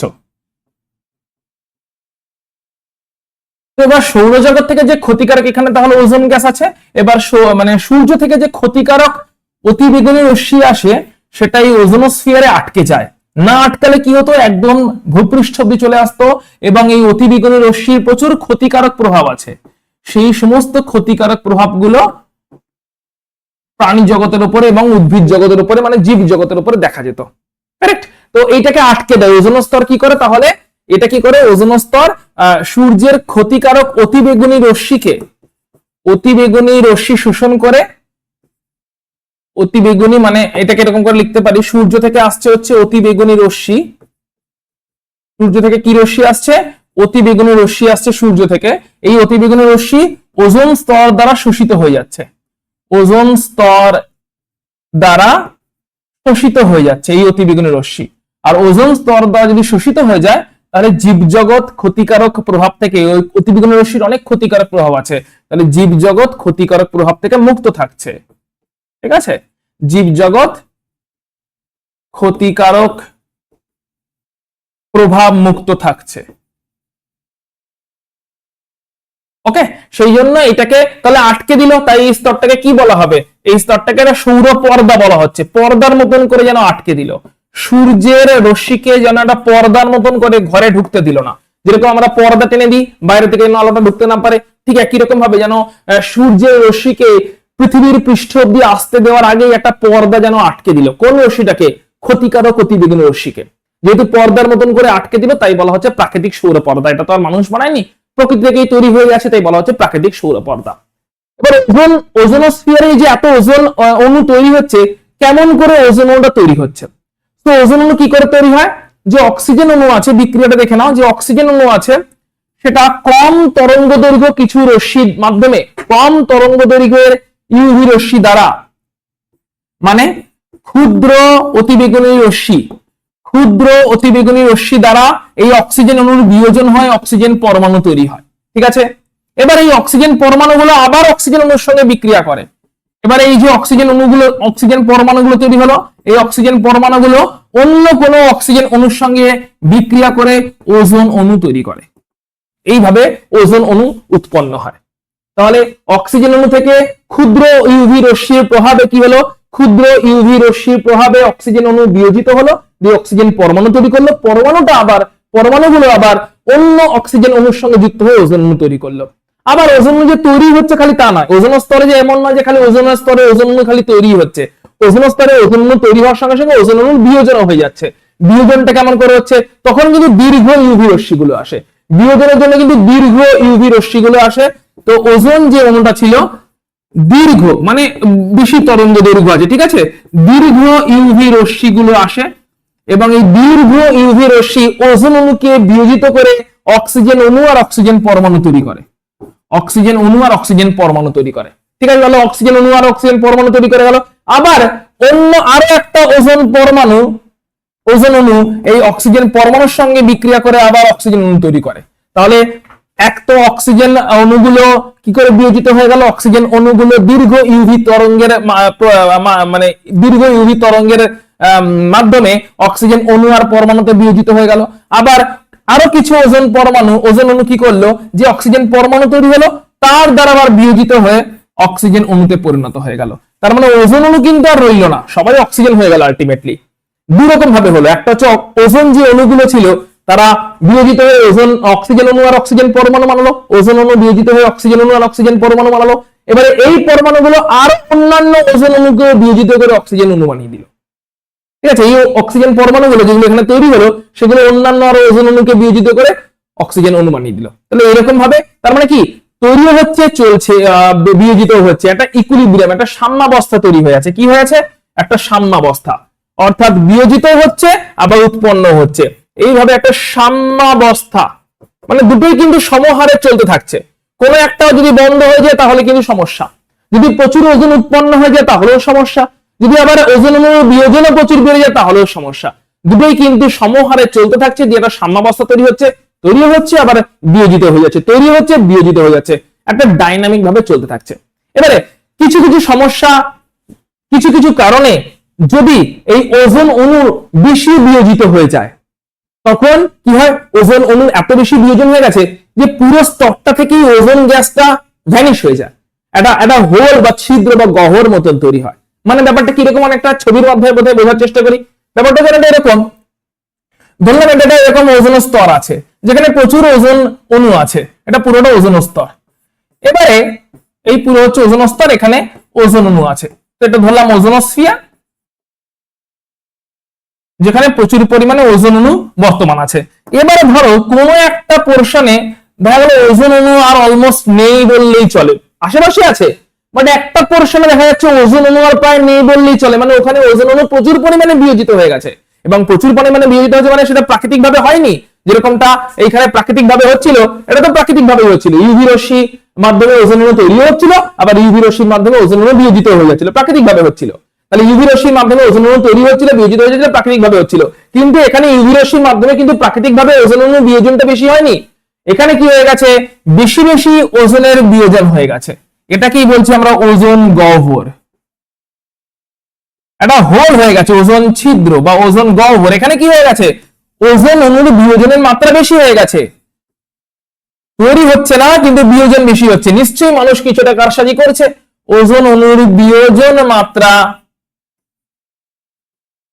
বেশি হয়ে গেছে, ওজোন অণুর উৎপাদন যা হচ্ছে তার থেকে বিয়োজন বেশি হচ্ছে। আর বিয়োজন বেশি হচ্ছে মানে নিশ্চয়ই খালি প্রাকৃতিক উপায় হতে পারে না, কারণ প্রাকৃতিক উপায় তো দুটোই সমহারে চলে, প্রাকৃতিক উপায়তে তো উৎপাদন হয় এবং বিয়োজন হয় এবং দুটো ইকুয়াল ভাবে চলতে থাকে। তাহলে প্রাকৃতিক উপায় না, নিশ্চয়ই কোনো মানুষের কারসাজির ব্যাপার আছে যে কারণে বেশি বেশি করে বিয়োজন হচ্ছে। তো মানুষের তৈরি দুটো গ্যাস আছে, ঠিক আছে, যারা কিনা ওজোন অণুকে বিয়োজন করে দেয়। কি কি গ্যাস? একটা হচ্ছে ক্লোরোফ্লুরোকার্বন আর একটা হচ্ছে নাইট্রিক অক্সাইড। এই দুটো মানুষের উৎপন্ন করা গ্যাস, বিভিন্ন কাজের জন্য ব্যবহৃত হতো, আর এখন তো বন্ধ হয়ে গেছে অনেকটাই। সো এই দুটো গ্যাস ক্লোরোফ্লুরোকার্বন এবং নাইট্রিক অক্সাইড, এই দুটো গ্যাস ওজোন অণুকে বেশি মাত্রায় বিয়োজিত করে দেয়। এই দুটো গ্যাস ওজোন অণুর বিয়োজক। এরা হচ্ছে কি? এরা হচ্ছে ওজোন অণুর বিয়োজক। তাহলে এরা ওজোন অণুকে বিয়োজিত করে দেয়, আর বিয়োজিত করে দেওয়ার জন্য এত বেশি পরিমাণে বিয়োজিত হয়ে গেছে, তারপরে যাই তৈরি হোক না কেন একটা মানে বিয়োজনটাই বেশি হচ্ছে। তো একটা সময় দেখা যাচ্ছে একটা জায়গা জুড়ে ওজোন অণুর আর উপস্থিতিই নেই, প্রায় খুবই পাতলা হয়ে গেছে ওজোন অণুর ঘনত্ব, ওজোন অণুগুলো আর নেই বললেই চলে, ওজোন মলিকুল গুলো আর পাওয়া যাচ্ছে না, ওই জায়গাটা খালি হয়ে গেছে, ফাঁকা হয়ে গেছে, যেন গর্ত মতন হয়ে গেছে, যে আশেপাশে ওজোন আছে কিন্তু একটা দুটো জায়গায় দেখা যাচ্ছে ওজোন গুলো কমে গেছে, ওই জায়গাটাকেই বলা হচ্ছে ওজোন গহ্বর বা ওজোন ছিদ্র।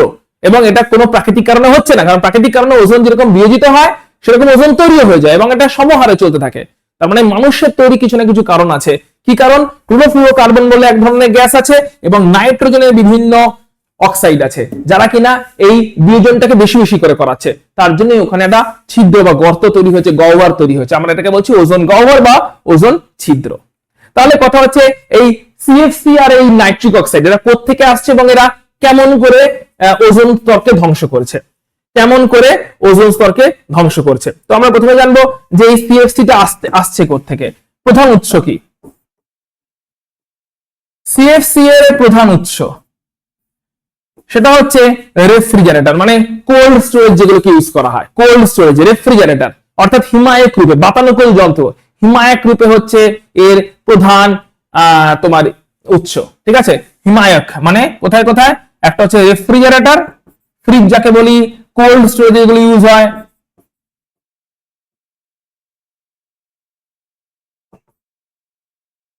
ও বাতানুকূল যন্ত্র, বাতানুকূল মানে এই যে এসি টেসি, এখন আর ইউজ হয় না, ব্যান হয়ে গেছে, কিন্তু মাঝখানে হিমায়ক রূপে ঠান্ডা করার জন্য, হিমায়ক রূপে মানে ঠান্ডা করার জন্য। ক্লোরোফ্লুরোকার্বন গুলোর প্রধান উৎস হচ্ছে রেফ্রিজারেটর এবং এসি। রেফ্রিজারেটর মানে বাড়ির রেফ্রিজারেটর হতে হবে তার কোনো মানে নেই। ধরো কোল্ড স্টোরেজ, যেখানে কিনা সবজি ভেজিটেবল অনেক দিন ধরে রাখা থাকে, কোল্ড স্টোরেজ যাকে বলে, হিমঘর। এই সেই হিমঘর বা কোল্ড স্টোরেজ যেখানে সবজি টবজি হয়তো এখন তৈরি করা হয়েছে 6 মাস বাদে বিক্রি হবে, অনেকদিন ধরে রাখা আছে, সেই সমস্ত হিমঘর গুলোতে, কোল্ড স্টোরেজ গুলোতে বা বাড়ির রেফ্রিজারেটর আগেকার দিনে তো এই সিএফসি ইউজ হতো, এসিতে ইউজ হতো। এখান থেকে এই যে গ্যাসটা বেরোতো, এই গ্যাসটা আস্তে আস্তে ব্যাপন প্রক্রিয়ায় উপরের দিকে উঠেছ, গ্যাসটা আস্তে আস্তে ব্যাপন প্রক্রিয়ায় উপরের দিকে উঠে যেত, উঠতে উঠতে ট্রপোস্ফিয়ার পেরিয়ে, স্ট্র্যাটোস্ফিয়ার পেরিয়ে ওজোনোস্ফিয়ারে গিয়ে থামতো, এবং ওজোনোস্ফিয়ারে কি করতো, গ্যাসটা ওজোন মলিকুল গুলোতে, ওজোন অণুগুলোকে ডিস্ট্রয় করে দিত, ধ্বংস করে দিত। কেমন করে করতো সেটা এক্ষুনি দেখবো। আর একটা কি, আর একটা হচ্ছে নাইট্রোজেন অক্সাইড। এর উৎস কি? নাইট্রোজেন অক্সাইডের প্রধান উৎস কি কি? নাইট্রোজেন অক্সাইড কিছুটা পরিমাণ বজ্রপাতের সময় তৈরি হয়, ঠিক আছে, কিছুটা পরিমাণ বজ্রপাতের সময় তৈরি করা, কিন্তু মেন কি, মেন হচ্ছে যে একটা মোটর যানে থাকে, আর একটা হচ্ছে সুপারসনিক জেট বিমানে বর্জ্য গ্যাসে থাকে। তাহলে একটা হচ্ছে সুপারসনিক জেট বিমান, যেগুলো কিনা সেই ওপর দিয়ে যায়, আকাশের গায়ে এরকম দাগ কাটতে কাটতে চলে যায়, যেগুলো সুপারসনিক জেট বিমান। সুপারসনিক জেট বিমানের বর্জ্য গ্যাস, ওই বিমানগুলো থেকে এই গ্যাসটা বেরোয়, নাইট্রিক অক্সাইড, 1 নাম্বার। আর 2 নাম্বার উৎস হচ্ছে মোটর যান। এই যে আমরা যে মোটর যান মানে গাড়ি ঘোড়া ইউজ করছি, সেখানেও দূষিত গ্যাস হিসেবে নাইট্রোজেনের অক্সাইড তৈরি হয়। তাহলে নাইট্রোজেন অক্সাইড প্রধানত তৈরি হচ্ছে মানে কৃত্রিম ভাবে আমরা তৈরি করছি। একটা সুপারসনিক বিমানের জেট যে বিমানগুলো যাচ্ছে সেগুলো বর্জ্য গ্যাস হিসেবে ছেড়ে দিচ্ছে, আর একটা হচ্ছে মোটর যান থেকেও নাইট্রোজেন অক্সাইড তৈরি হচ্ছে। সিএফসি প্রধানত উৎস হচ্ছে রেফ্রিজারেটর এবং এসি, সেখান থেকে সিএফসি গ্যাস হচ্ছে। এই গ্যাসগুলো কি করছে, এই গ্যাসগুলো উপরের দিকে চলে যাচ্ছে। মোটর যানে যে নাইট্রোজেন অক্সাইড তৈরি হলো, আস্তে আস্তে উপরের দিকে চলে গেল। সিএফসি যেগুলো রেফ্রিজারেটর থেকে বা এসি থেকে বেরোলো, আস্তে আস্তে উপরের দিকে চলে গেল।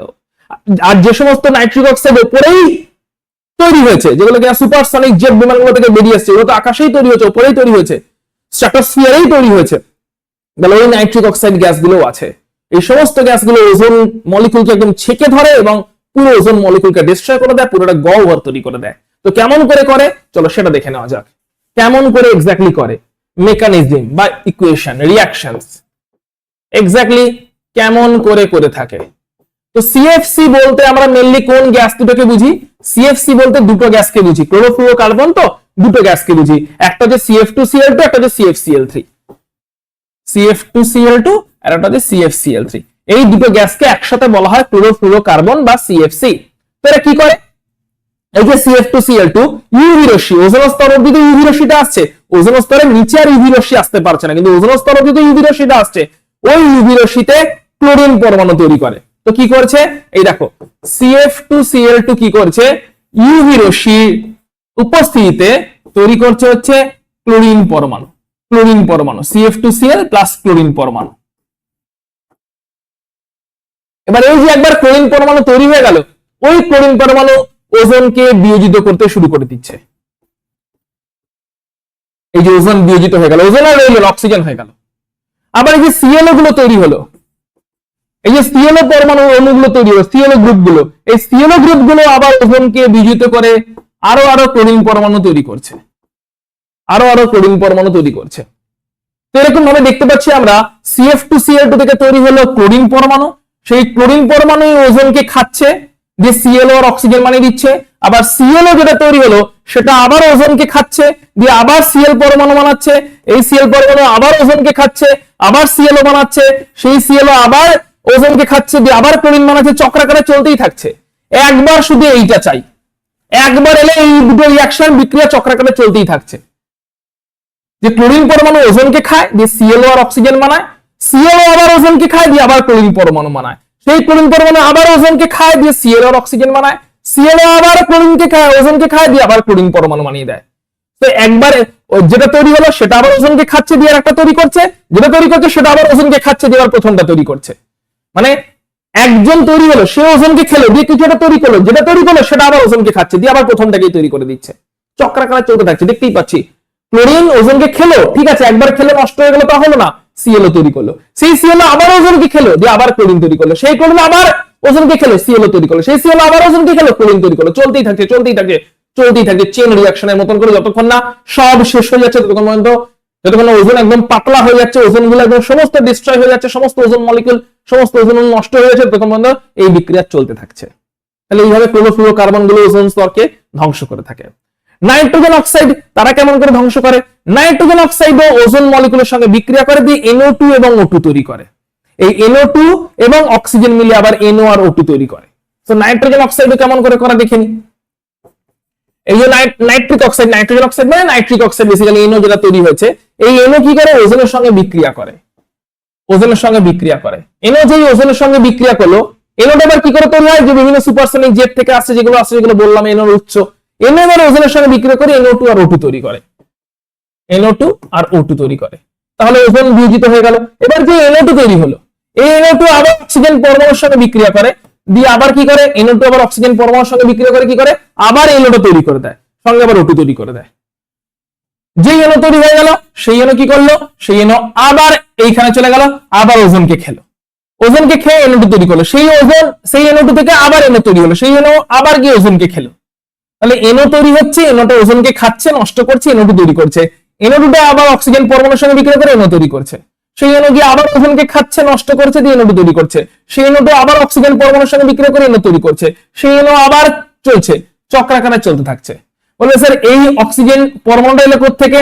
এই অক্সিজেন অণু ইউভি রশ্মি দ্বারা বিয়োজিত হয়ে অক্সিজেন পরমাণুগুলো তৈরি করছে। অক্সিজেন যে অণু আছে বাতাসে, সেই বাতাসের অক্সিজেন অণু ইউভি রশ্মি দ্বারা বিয়োজিত হয়ে অক্সিজেন পরমাণু তৈরি করছে।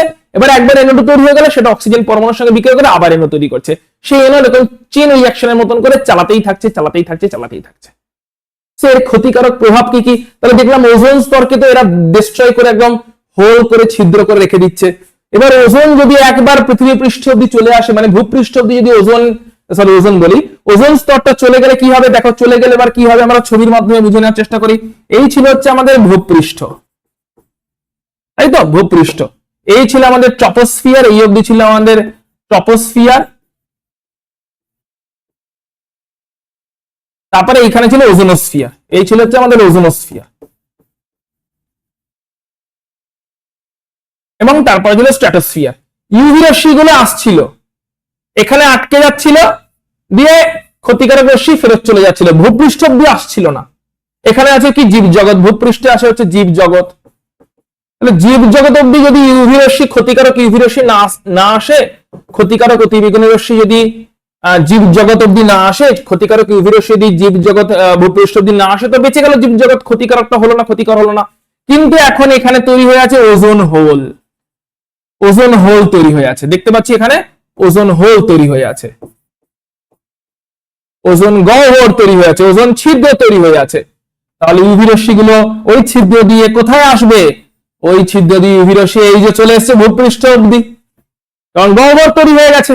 তাহলে গহ্বর দিয়ে তো এখন ইউভি রশ্মি আসবেই, ক্ষতিকারক তার প্রভাব দেখাবেই দেখাবে। তাহলে কি কি ক্ষতিকারক প্রভাবের জন্য হতে পারে? ক্যান্সার হতে পারে, ঠিক আছে, ত্বক পুড়ে যেতে পারে, ত্বকে ক্যান্সার হতে পারে, চোখে ছানি পড়ে যেতে পারে। তাহলে এর অনেক ক্ষতিকারক প্রভাব আছে। প্রথমটা চলে আসি মানুষের উপর প্রভাব। প্রধান প্রভাব হচ্ছে ক্যান্সার, ত্বকের ক্যান্সার, ত্বকের ক্যান্সার। 2 নম্বর প্রভাব হচ্ছে চোখে ছানি পড়া। 3 নম্বর হচ্ছে ত্বক পুড়ে যাওয়া। এতটাই মানে ক্ষতিকারক রশ্মি যে ত্বক পুরো অব্দি যেতে পারে। ত্বকের ক্যান্সার, স্কিন ক্যান্সার যাকে বলে, কারণ ত্বকে এসেই পড়বে না ডাইরেক্টলি, ইউভি রশ্মিটা তো ত্বকে এসেই পড়বে, ওজোনটা তো আটকে দিচ্ছিল। আচ্ছা, উদ্ভিদের জন্য সালোক সংশ্লেষ কমে গিয়ে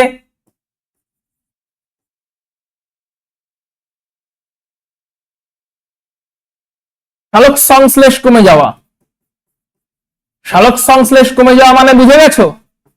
সবই সমস্যা। শস্য উৎপাদন কমে যাবে, অক্সিজেনের উৎপত্তি কমে যাবে,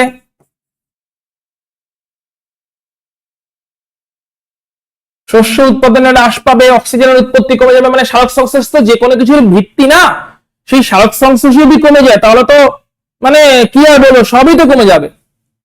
ঠিক আছে, বাড়িমণ্ডল বা জল যেটাকে বলে, এই নদী পুকুর বাড়িমণ্ডলের উপরে, সেখানে বাস্তুতন্ত্র বিঘ্নিত হয়ে যাবে। ছোট ছোট যত প্রাণী আছে, উদ্ভিদ আছে,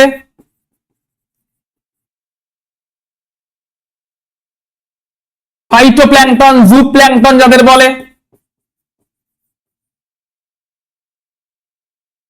জুপ্ল্যাঙ্কটন নষ্ট হয়ে যাবে।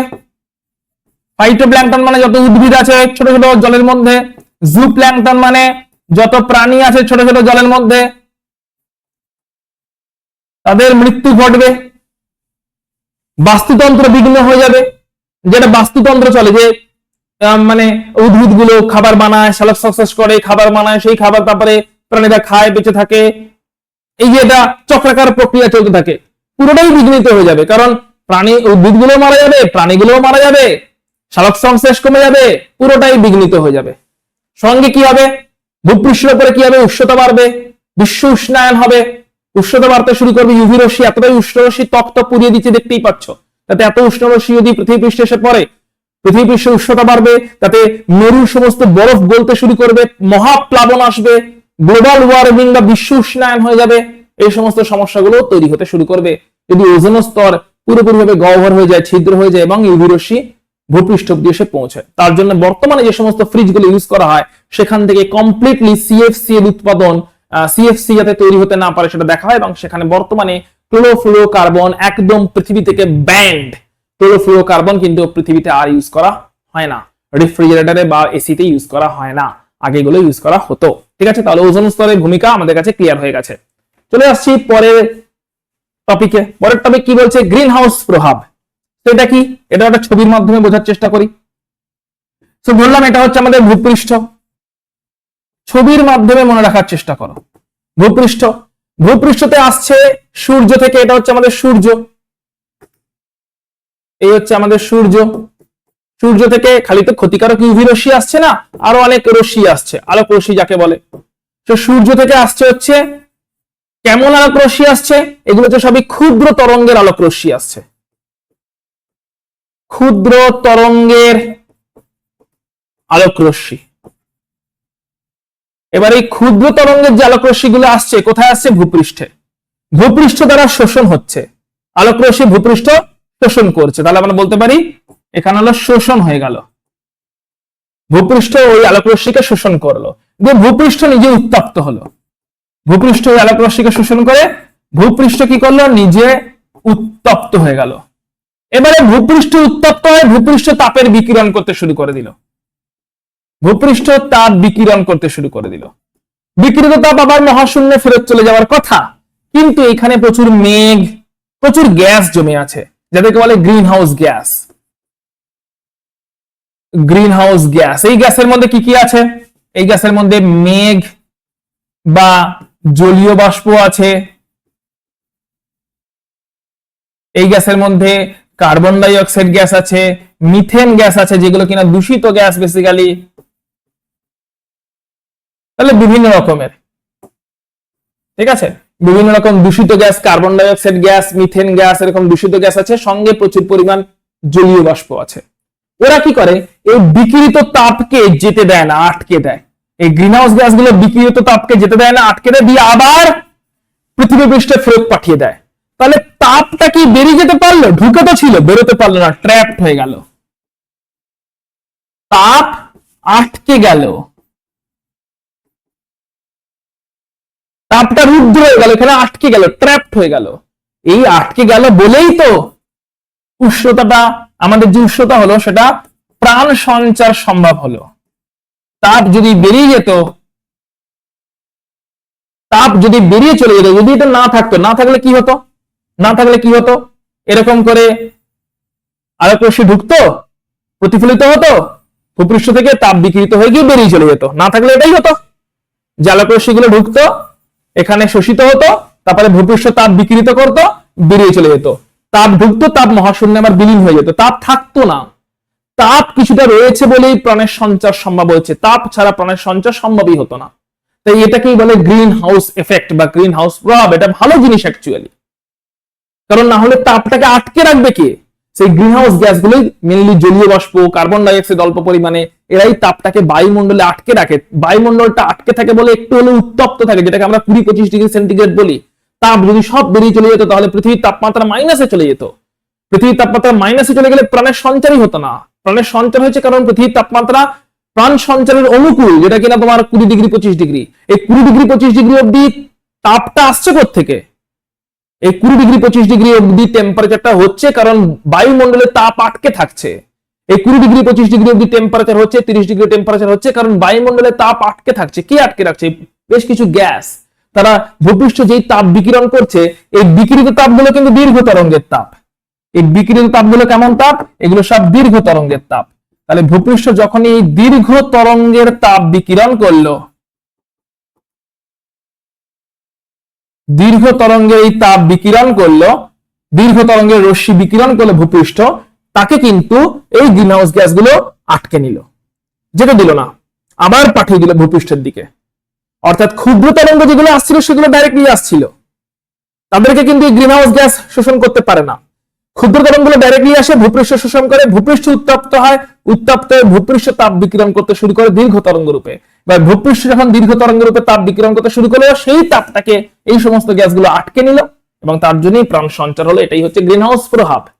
এবারে ধরো এই গ্যাস যদি এখন বেশি হয়ে যায়, তখন তো তাপ কিছুটা আটকে থাকলে ভালো, প্রাণের সঞ্চার হয়েছে। কিন্তু যদি এখন গ্রিন হাউস গ্যাসের মাত্রা প্রচুর বেড়ে যায়, তখন তাপ প্রচুর পরিমাণে আটকে থাকবে, আর প্রচুর পরিমাণে আটকে থাকবে তখন তো গরম বাড়তে শুরু করবে। এটাকে আমরা বলি বিশ্ব উষ্ণায়ন। তখন কিন্তু গরম প্রচুর পরিমাণে বাড়তে শুরু করবে, আমরা বলবো তখন বিশ্ব উষ্ণায়ন। তাহলে এখন কি হচ্ছে সিচুয়েশন? এখন এত ইন্ডাস্ট্রি হয়ে গেছে, এত পলিউশন বেড়ে গেছে, এত দূষণ বেড়ে গেছে যে গ্রিন হাউস গ্যাসের মাত্রা প্রচুর বেড়ে গেছে। প্রচুর গ্রিন হাউস গ্যাস চলে এসেছে। প্রচুর গ্রিন হাউস গ্যাস কোত্থেকে এসছে? এই গ্রিন হাউস গ্যাসগুলো বিভিন্ন দূষণ, পলিউশন, ইন্ডাস্ট্রি, ঠিক আছে, পলিউশন থেকে, বা আমরা এখান থেকে বলছি এই পলিউশন হয়েছে, কলকারখানা হয়েছে, পলিউশন তৈরি হয়েছে, কলকারখানাতে যে পলিউশন হয়েছে সেখান থেকে যে গ্যাস বেরিয়েছে, গ্যাসগুলো পলিউশনে কন্ট্রিবিউট করেছে, দূষণে কন্ট্রিবিউট করেছে, এবং কলকারখানা থেকে নির্গত দূষিত গ্যাসগুলো থেকে প্রচুর পরিমাণে গ্রিন হাউস গ্যাস তৈরি হয়ে গেছে। প্রচুর পরিমাণে কার্বন ডাইঅক্সাইড, প্রচুর পরিমাণে মিথেন, প্রচুর পরিমাণে সালফার ডাইঅক্সাইড, এই সমস্ত গ্যাস প্রচুর প্রচুর পরিমাণে চলে এসছে। এবারে প্রচুর পরিমাণে চলে কি হবে? এই ছিল সূর্য, এখান থেকে ক্ষুদ্র তরঙ্গের তরঙ্গ দৈর্ঘ্য আলোক রশ্মি আসছে,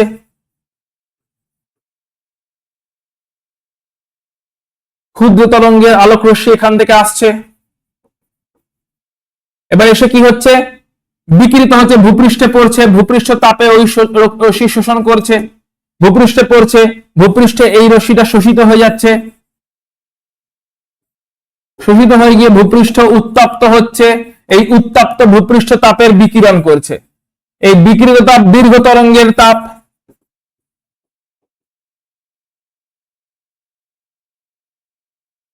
এবারে প্রচুর গ্রিন হাউস গ্যাস থাকার জন্য তাপ বেরোতেই পারছে না, তাপ এইখানে আটকে থাকছে প্রচুর পরিমাণে।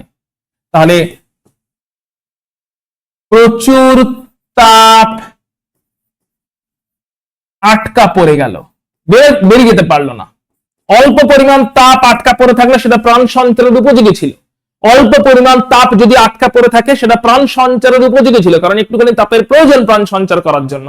মুরগি সেই কারণে ডিমে তা দেয়, তোমরা দেখেছো, মুরগি তার উষ্ণতাটা ডিমের মধ্যে প্রদান করে, তার তাপটা, মুরগি তার শরীরের তাপটা ডিমের মধ্যে পাঠিয়ে দেয়। সেই কারণে মুরগি ডিমের উপরে বসে থেকে তা দেয়। যে কোনো পাখি ডিমের উপরে বসে থেকে তা দেয়, যেটাকে আমরা ইনকিউবেশন বলে থাকি। তাহলে যে কোনো পাখি ডিমের উপরে বসে থেকে তা দিচ্ছে, মানে কি? উষ্ণতা দিচ্ছে, যাতে ডিমটা থেকে প্রাণের সঞ্চার হয়।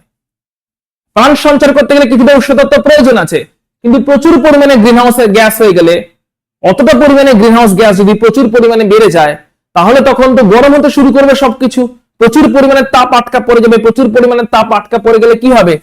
ভূপৃষ্ঠের উষ্ণতা, বায়ুমণ্ডলের উষ্ণতা বৃদ্ধি ঘটবে। প্রচুর পরিমাণে তাপ আটকা পড়ে গেলে প্রচুর উষ্ণতা বৃদ্ধি ঘটবে। উষ্ণতা বৃদ্ধি ঘটলে এটাকে আমরা বলে থাকি বিশ্ব উষ্ণায়ন। এর সব থেকে ক্ষতিকারক প্রভাব কি হয় বলতো? সমস্ত মেরু অঞ্চলে বরফ গলতে শুরু করবে। উষ্ণায়ন যখন হয়ে যাবে, 1 ডিগ্রি 2 ডিগ্রি টেম্পারেচার বেড়ে যাবে, সঙ্গে সঙ্গে মেরু অঞ্চলের সমস্ত বরফ গলতে শুরু করবে। মেরু অঞ্চলে বরফ গলে যাবে কোথায়? নদীতে মিশবে, সমুদ্রে আসবে, প্রচুর প্লাবন হবে। নদীর তো অত ক্যাপাসিটি নেই, যেখানে যা জল থাকা তা তো আছে। এবার যদি অতিরিক্ত জল তৈরি হয়, মেরু অঞ্চলের সমস্ত বরফ গলে গিয়ে মেরু অঞ্চলের সমস্ত বরফ গলে গিয়ে যদি অতিরিক্ত জল তৈরি হয়, সেই জলকে ধারণ করবে কে? নদী, সমুদ্র সব তো ফুলফিল। তাহলে অতিরিক্ত জল তখন স্থলভূমির উপর দিয়ে প্রবাহিত হতে শুরু করবে, মহাপ্লাবনের সৃষ্টি হবে। এটাই হচ্ছে বিশ্ব উষ্ণায়নের সব থেকে সমস্যা। মাথায় ঢুকেছে আশা করছি পুরো জিনিসটা। বেশ, এরপরের টপিকটা কি আছে চলো দেখে নি। জ্বালানি ও তাপন মূল্য। জ্বালানি মানে কি? দেখো, যখন জ্বলন হয়, এই জ্বলন জিনিসটাতে একটা উদাহরণ দিয়ে বুঝে দিই জ্বালানি জিনিসটা কি। জ্বলন যখন হয় তখন তিনটে শর্ত লাগে। একটা শর্ত হচ্ছে জ্বালানি মানে যে জ্বলবে, মানে যেটা দাহ্য পদার্থ, যে কিনা জ্বলবে। এক নম্বর হচ্ছে একটা নির্দিষ্ট উষ্ণতা, যে উষ্ণতার উপরে যদি নিয়ে যাওয়া হয় তবেই জ্বলনটা শুরু হবে। আর 3 নম্বর হচ্ছে তোমার জ্বালানির সহায়ক, যেটা কিনা অক্সিজেন বা হাওয়া।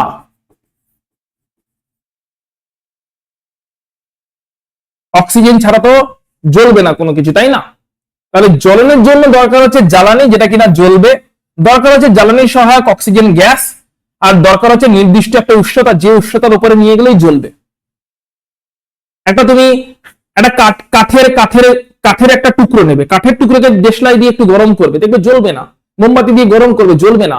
কারণ মোমবাতি থেকে যে আগুনটা বেরোচ্ছে, সেই আগুনটাতে অতটা উষ্ণতা নেই যেটা কাঠের টুকরোকে জ্বালিয়ে দিতে পারে। কিন্তু মোমবাতি থেকে যে আগুনটা বেরোচ্ছে, সেই আগুনটার কাছে অতটা উষ্ণতা আছে যেটা কাগজকে জ্বালিয়ে দিতে পারে। তাহলে কাগজের জন্য জ্বলতে গেলে যে উষ্ণতা প্রয়োজন, একটা কাঠের জ্বলতে গেলে তার থেকে অনেক বেশি উষ্ণতার প্রয়োজন। কাগজ অল্প উষ্ণতা পেলেই জ্বলে যাবে, তাই মোমবাতির আগুনে কাগজ জ্বলে যাবে, দেশলাইয়ের আগুনে কাগজ জ্বলে যাবে।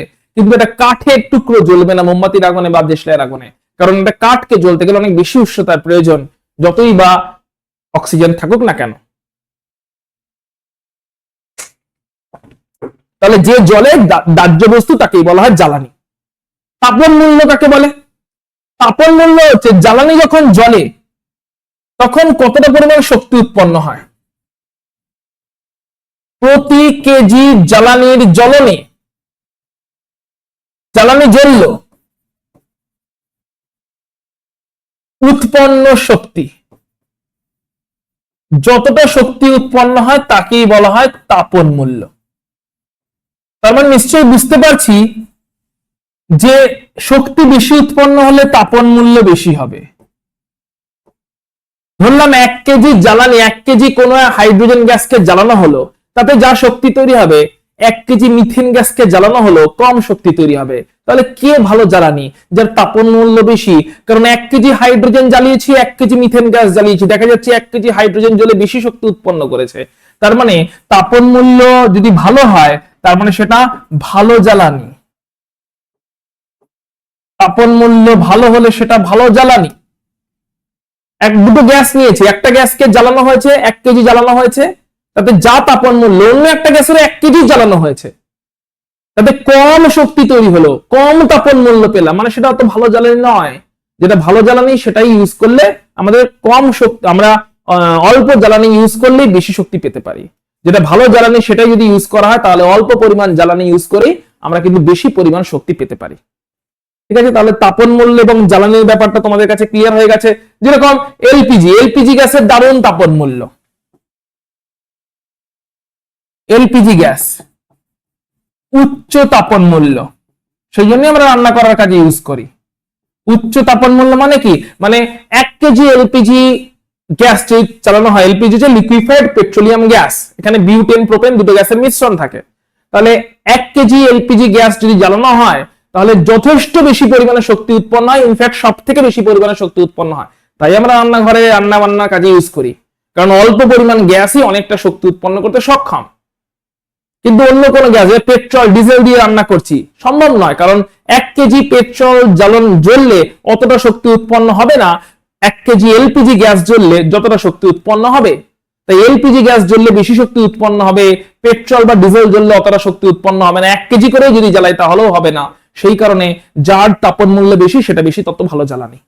ওকে, তাহলে জ্বালানির পয়েন্টটা আমরা দেখলাম। এবার পুনর্নবীকরণ যোগ্য শক্তি। আমরা জানি 2 রকমের শক্তি হতে পারে, একটা নবীকরণ যোগ্য, একটা নবীকরণ অযোগ্য, একটা পুনর্নবীকরণ যোগ্য। তাহলে নবীকরণ অযোগ্য কোনগুলো? দেখে নি। নবীকরণ অযোগ্য শক্তি, নবীকরণ অযোগ্য শক্তি কারা? যেগুলো যেগুলো জীবাশ্ম জ্বালানি, ধরো যেগুলো একসময় শেষ হয়ে যাবে, তাই তো, জীবাশ্ম জ্বালানি, কয়লা, পেট্রোলিয়াম একসময় শেষ হয়ে যাবে এবং সেটা আবার তৈরি করা সম্ভব নয়। অর্থাৎ একসময় শেষ হয়ে যাবে এবং সেটাকে আবার তৈরি করা সম্ভব নয়। একসময় শেষ হয়ে যাবে এবং আবার তৈরি করা সম্ভব নয়, আবার নতুন করে তৈরি করা সম্ভব নয়। তাদেরকে বলা হচ্ছে নবীকরণ অযোগ্য শক্তি। ক্ষয়িষ্ণু এবং সীমিত ভান্ডার, ঠিক আছে। তাহলে এদের দুটো পয়েন্ট কি? একটা হচ্ছে এরা ক্ষয়িষ্ণু, শেষ হয়ে যাচ্ছে, আর এদের সীমিত ভান্ডার আছে এবং নতুন ভান্ডার তৈরি করা সম্ভব নয়। সীমিত ভান্ডার এবং সবসময় শেষ হয়ে যাচ্ছে, তারাই হচ্ছে নবীকরণ অযোগ্য শক্তি। কয়লা, পেট্রোলিয়াম এগুলো, কয়লা, পেট্রোলিয়াম এগুলো, ঠিক আছে। একটা সীমিত ভান্ডার এবং ক্ষয়িষ্ণু, সবসময় শেষ হয়ে যাচ্ছে। লিমিটেড আছে, অল্প আছে এবং সেটা ক্ষয়িষ্ণু, সবসময় শেষ হচ্ছে এবং শেষ হয়ে যাওয়া জিনিসটাকে আবার নতুন করে তৈরিও করতে পারছি না। কয়লা, পেট্রোলিয়াম তৈরি করা সম্ভব নয়। কোটি কোটি বছর ধরে মাটির নিচে যে কয়লা, পেট্রোলিয়াম তৈরি হচ্ছে, এটাকে এমনি এমনি তৈরি করা আবার সম্ভব নয়। তার মানে এরা ক্ষয়িষ্ণু এবং এটা সীমিত ভান্ডার আছে, তাই এরা নবীকরণ অযোগ্য, এদেরকে আবার ইউজ করা যাবে না। এটা হচ্ছে পুনর্নবীকরণ যোগ্য।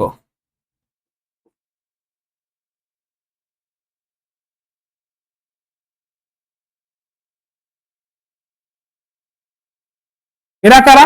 যারা প্রচুর ভান্ডার আছে, যাদের অফুরন্ত ভান্ডার আছে, যে সমস্ত শক্তির অফুরন্ত অনন্ত ভান্ডার আছে, প্রচুর পরিমাণে আছে, ঠিক আছে, এবং তাদের শক্তি পরিমাণ শেষ হয় না, কখনোই শেষ হয় না। শক্তি যত নিতে থাকি শক্তি শেষ হয় না, আনলিমিটেড। যেরকম কি সৌর শক্তি, শেষই হবে না। সূর্যই তো সকল শক্তির উৎস, প্রত্যেকে শেষ হবে, সূর্যের শক্তি আর প্রত্যেকে শেষ হবে, তাই না? সৌর শক্তিকে ইউজ করে জোয়ার ভাটার শক্তি, ভূতাপ শক্তি, জোয়ার ভাটার শক্তিকে ইউজ করে আমরা টারবাইন ঘুরিয়ে জলবিদ্যুৎ তৈরি করি। ভূতাপ শক্তি, পৃথিবীর অভ্যন্তরে যে তাপ শক্তি আছে, ভূতাপ শক্তি, প্রচুর পরিমাণে তাপ শক্তি পৃথিবীর অভ্যন্তরে এখনো রয়ে গেছে। মানে পৃথিবীর অভ্যন্তরে এখনো ঠান্ডা হয়নি, পৃথিবীর অভ্যন্তরে এখনো গরম, দগদগে পুরো লাভা, সেখানে মেটাল গুলো গলে গলে আছে, ধাতুগুলো গলিত অবস্থায় আছে, মানে ধাতুগুলো গলে অবস্থায় আছে। মানে বুঝে যাচ্ছে কত টেম্পারেচার ভেতরে লোহা ওখানে গলে আছে পৃথিবীর ভেতরে, লাভার মতন করে বেরিয়ে আসছে পৃথিবীর ভেতর থেকে, লোহা গলে আছে ওখানে। মানে পৃথিবীর ভেতরটা এখনো ঠান্ডা নয়, উপরটাই শুধু ঠান্ডা আমরা থাকি, ভেতরে এখনো পুরো গরম, মানে ভর্তি একদম, যাকে বলে গনগনে গরম। ভূতাপ শক্তি প্রচুর পরিমাণে এখনো আছে। তাহলে এই সমস্ত শক্তিগুলোকে আমরা বলতে পারি হচ্ছে পুনর্নবীকরণযোগ্য শক্তি, এগুলোকে অফুরন্ত ভান্ডার, অনেক ইউজ করা সম্ভব। সোলার কুকার কেমন করে ফাংশন করবে বলো এবারে। সোলার কুকার সৌরশক্তিকে ইউজ করে, আবার সোলার কুকার ইউজ করে থাকি। Solar cooker, solar water heater, তাই না? তো কি করে আমরা এখানে করি, এখানে গ্রিন হাউস এফেক্ট ইউজ করা হয়। তো সোলার কুকারে কি করা হয়, মানে কোনোভাবে একটা প্রতিফলক নেওয়া হয়, প্রতিফলক নেওয়া হয়। যে প্রতিফলকটা কি করে, এই সৌরশক্তি থেকে যে শক্তিটা আসছে, এটা হচ্ছে সৌরশক্তি, আর সূর্য থেকে যে আলোটা আসছে, সূর্য থেকে যে তাপ শক্তি এবং আলোক শক্তি আসছে, সূর্য থেকে যে তাপ শক্তি এবং আলোক শক্তি আসছে, এটা প্রতিফলক নেওয়া হয়। প্রতিফলক ওটাকে কেন্দ্রীভূত করে দেয়, মানে এক জায়গায় করে দেয়, দিয়ে একটা প্লেটের উপরে ফেলে দেয়, যেটা কিনা গরম হবে। সোলার কুকারে একটা তোমার ভেতরে, সোলার কুকারে ভেতরে ফেলে দেওয়া হয় এবং এখানে উচ্চ উষ্ণতা তৈরি করা হয়। এর উপর একটা কাচের প্লেট দিয়ে আটকে দেওয়া হয়। তাহলে কাচের প্লেট আছে, এবার প্রতিফলকটা কি করলো, এই সমস্ত রশ্মিটাকে এক জায়গায় করে দিল, এই রশ্মিটাও, এই রশ্মিটাও, এই রশ্মিটাও কেন্দ্রীভূত করে দিল। রশ্মিগুলো আলাদা আলাদা ভাবে আসছিল সৌরশক্তি থেকে, রশ্মিগুলো সৌরশক্তি থেকে আলোক শক্তি, তাপ শক্তি আলাদা আলাদা ভাবে আসছিল। প্রতিফলক ওদেরকে এক জায়গায় কেন্দ্রীভূত করে একটা জোরালো তাপ শক্তি তৈরি করলো। এবারে ওই তাপ শক্তিটা কোথায় পড়লো, সোলার কুকারে এসে পড়লো। তাহলে সোলার কুকারে অবশ্যই কি তৈরি হবে, উচ্চ উষ্ণতা তৈরি হবে, যে উষ্ণতায় রান্না হয়ে যাবে, সেদ্ধ হয়ে যাবে সবকিছু। কেমন করে হয়েছে, মাথায় ঢুকেছে। সোলার কুকারের যে তল আছে, সোলার কুকারের তলে এটা এসে পড়লো এবং এখানেই রান্না বান্নাটা হচ্ছে বেসিক্যালি। সৌরশক্তি থেকে আগত যে শক্তি, সৌরশক্তি থেকে আগত কোন শক্তি, তাপ শক্তি, আলোক শক্তি। তাহলে সৌর শক্তি থেকে আগত তাপ শক্তি, আলোক শক্তি দ্বারা প্রতিফলক দ্বারা কেন্দ্রীভূত হয়ে সোলার কুকারের ভেতরে পড়ে এবং তার ফলে সোলার কুকারের মধ্যে উচ্চ উষ্ণতা তৈরি হয়। আর উচ্চ উষ্ণতা তৈরি হলে সেই উষ্ণতাতেই রান্না হয়ে যায়। সৌরশক্তি প্রতিফলক দ্বারা কেন্দ্রীভূত হয়, কেন্দ্রীভূত হয়ে উচ্চ উষ্ণতা তৈরি করে, সোলার কুকারে পড়ে এবং উচ্চ উষ্ণতা তৈরি করে এবং তার ফলেই রান্নাটা হয়ে যায়। সোলার সেল বিদ্যুৎ তৈরিতে ইউজ করা হয়। এখানে কি করা হয়? ধাতব পাত নেওয়া হয়। একই রকম ভাবে সৌরশক্তিকে ধাতব পাতে ফেলা হয়। বিভিন্ন ধাতব পাত, যেরকম টাংস্টেন ধাতু, সৌরশক্তি এসে ধাতব পাতে পড়ে, এর ফলে ধাতব পাত থেকে ইলেকট্রন নির্গত হয়। আর এই ইলেকট্রনকে যদি তার বরাবর ঘুরিয়ে দেওয়া হয়, সার্কিটে ঘুরিয়ে দেওয়া হয়, সার্কিট তৈরি করা হলো, মানে তার দিয়ে যেরকম সার্কিট বানায়, সার্কিটে তৈরি করে ঘুরিয়ে দেওয়া হয়, তাহলেই বিদ্যুৎ শক্তি উৎপন্ন হবে।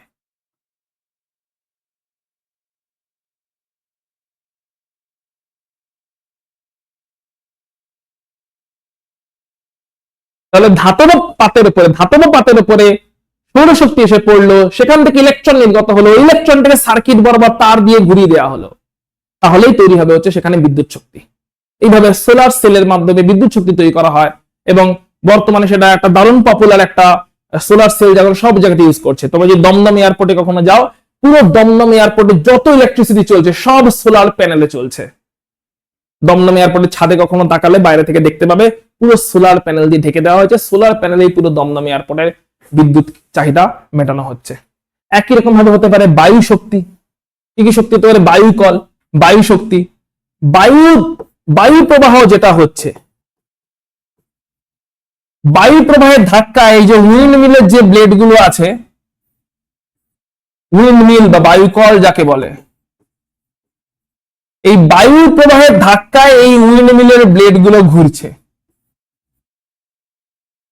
বায়ু প্রবাহের ধাক্কায় এই বায়ু কলের যে ব্লেড গুলো আছে, ঠিক আছে, ওইটা ঘুরছে। এবার এই ব্লেডের সঙ্গে টারবাইন যুক্ত করা আছে। টারবাইন থেকে ব্লেডের সঙ্গে যুক্ত করা আছে কি? ব্লেডটা ঘুরলে করে টারবাইনে ঘুরবে, টারবাইন যুক্ত করা আছে। এবার টারবাইনের সঙ্গে জেনারেটর যুক্ত করা আছে, যেখান থেকে বিদ্যুৎ শক্তি তৈরি হচ্ছে। তাহলে তৈরি হচ্ছে বিদ্যুৎ শক্তি, কিন্তু মেন শক্তিটা কি? এই বায়ু প্রবাহ থেকে তৈরি হলো। বায়ু প্রবাহ হচ্ছিল, বায়ু প্রবাহিত হচ্ছিল, বায়ু প্রবাহ ধাক্কা দেওয়াতে এই উইন্ড মিলের ব্লেড গুলো ঘুরছিল, লম্বা লম্বা ব্লেড গুলো। এবার এই উইন্ড মিলের লম্বা লম্বা ব্লেডের সঙ্গে যুক্ত করা আছে টারবাইন। উইন্ড মিলের ব্লেড ঘুরলে টারবাইনও ঘূর্ণন হচ্ছে। উইন্ড মিলের ব্লেড ঘুরলে টারবাইনও ঘোরে। টারবাইনটা এমন ভাবে উইন্ড মিলের সঙ্গে বা বায়ু কলের সঙ্গে লাগানো থাকে যে এই উইন্ড মিলটা ঘুরতে শুরু করে টারবাইনটাও ঘোরে। টারবাইনের সঙ্গে জেনারেটর লাগানো থাকে বিদ্যুৎ শক্তি তৈরি করার জন্য। বায়ু শক্তি থেকে এইভাবে বিদ্যুৎ শক্তি তৈরি করা যেতে পারে। জোয়ার ভাটার শক্তি, জলকে আটকে রেখে দেওয়া হয়। জোয়ার ভাটার শক্তি, ধরে এরকম করে নদী প্রবাহিত হচ্ছে, জলে প্রবাহিত হচ্ছে, জোয়ার এসেছে, এখানে বাঁধ দিয়ে দেওয়া হয়েছে। বাঁধ দিয়ে জলটাকে আটকে রেখে দেওয়া হয়েছে। তারপরে বাঁধটাকে একসময় খুলে দেওয়া হবে। প্রচুর পরিমাণে জল জমে গেছে, জল সঞ্চিত হয়েছে এখানে, ঠিক আছে। তাহলে এটা নদীর জল ছিল, জোয়ারের সময় নদীতে প্রচুর জল এসেছে এবং জোয়ারের সময় নদীতে যখন প্রচুর জল এসেছে, বাঁধ দিয়ে নদীটাকে আটকে দেওয়া হয়েছে। এবারে বাঁধ যখনই খুলে দেওয়া হবে, তখন এই জল উচ্চ গতিতে প্রবাহিত হতে শুরু করে দেবে।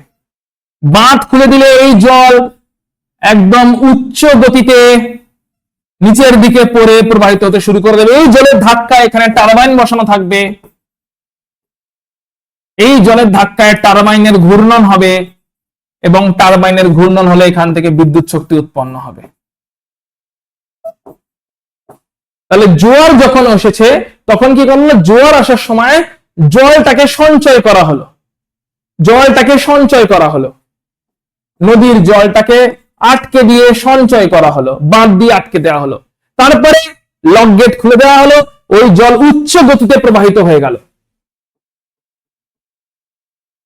উচ্চ গতিতে জলের প্রবাহ হয়ে গেল লক গেট খুলে দিলে। ওই জলের ধাক্কায় টারবাইন লেখা আছে, টারবাইন ঘুরে গেল। টারবাইনে যদি একবার ঘুরে যায়, তাহলে সেখান থেকে বিদ্যুৎ শক্তি তৈরি হবে। একই রকম ভাবে পৃথিবীর অভ্যন্তরে যে শক্তি আছে, সেই শক্তিটাকে ইউজ করে যদি আমরা আমরা বিদ্যুৎ শক্তি তৈরি করতে পারি, তখন তাকে আমরা কি বলবো? ভূতাপ শক্তি। পৃথিবীর অভ্যন্তরে শক্তি আছে, ওই অভ্যন্তরে যে ভূতাপ আছে, সেই ভূতাপ থেকে যে তাপ বেরোচ্ছে, সেই তাপ নিয়ে জলকে বাষ্পীভূত করে স্টিম তৈরি করা হয়, সেই স্টিমের মাধ্যমে টারবাইন ঘোরানো হয়, তখন আমরা বলি ভূতাপ শক্তি। তাহলে এটা হচ্ছে পৃথিবী, এখানে আছে ভূপৃষ্ঠ, ভেতরে আছে ভূতাপ, প্রচুর পরিমাণে তাপ আছে। এবারে নির্দিষ্ট জায়গায় পাইপ টাইপ খুঁড়ে একটা কিছু পাইপ টাইপ কিছু বসানো হয়েছে, ঠিক আছে? এই ভূতাপ থেকে এর মধ্যে জল ঢালা হয়েছে, এর মধ্যে কি আছে? এর মধ্যে জল আছে। এবার এই ভূতাপ থেকে আগত শক্তি কি করছে? এই জল জলীয় বাষ্পে পরিণত হয়ে যাচ্ছে, এই জলীয় বাষ্প টারবাইন ঘোরাচ্ছে, এবং টারবাইন ঘুরলে সেখান থেকে বিদ্যুৎ শক্তি তৈরি হচ্ছে।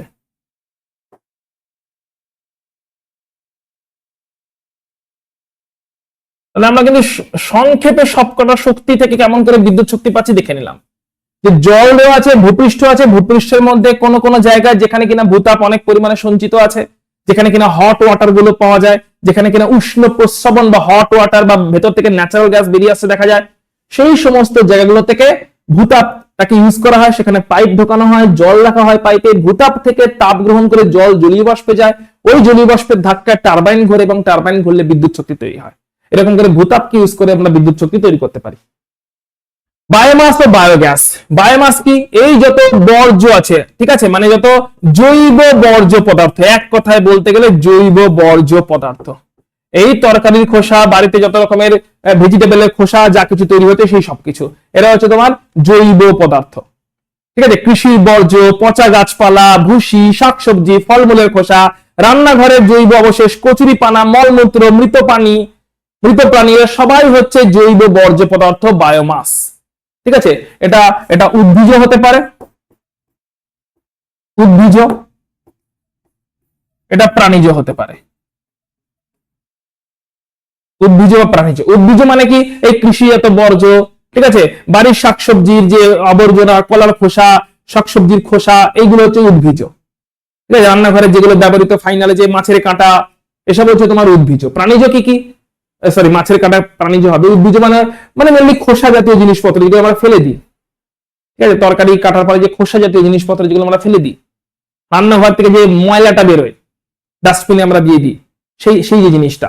প্রাণীজ কি হতে পারে? মলমূত্র, প্রাণী মরে গেছে প্রাণী, সেই মৃত প্রাণী, মৃত উদ্ভিদ হতে পারে উদ্ভিদের মধ্যে, এইগুলোকে একসাথে বলে বায়োমাস। এগুলো বেসিক্যালি বর্জ্য, জৈব বর্জ্য পদার্থ, ঠিক আছে? এবার এই বায়োমাসটাকে কি করা হয়? এটাকে বায়ুর অনুপস্থিতিতে মিথেনোজেনিক ব্যাকটেরিয়া দ্বারা বিয়োজিত করলে বায়োগ্যাস তৈরি হয়। এই বায়োমাস আছে, এই বায়োমাসকে বায়ুর অনুপস্থিতিতে, মানে অক্সিজেন নেই, দিয়ে মিথেনোজেনিক ব্যাকটেরিয়া, নির্দিষ্ট ব্যাকটেরিয়া, মিথেনোজেনিক,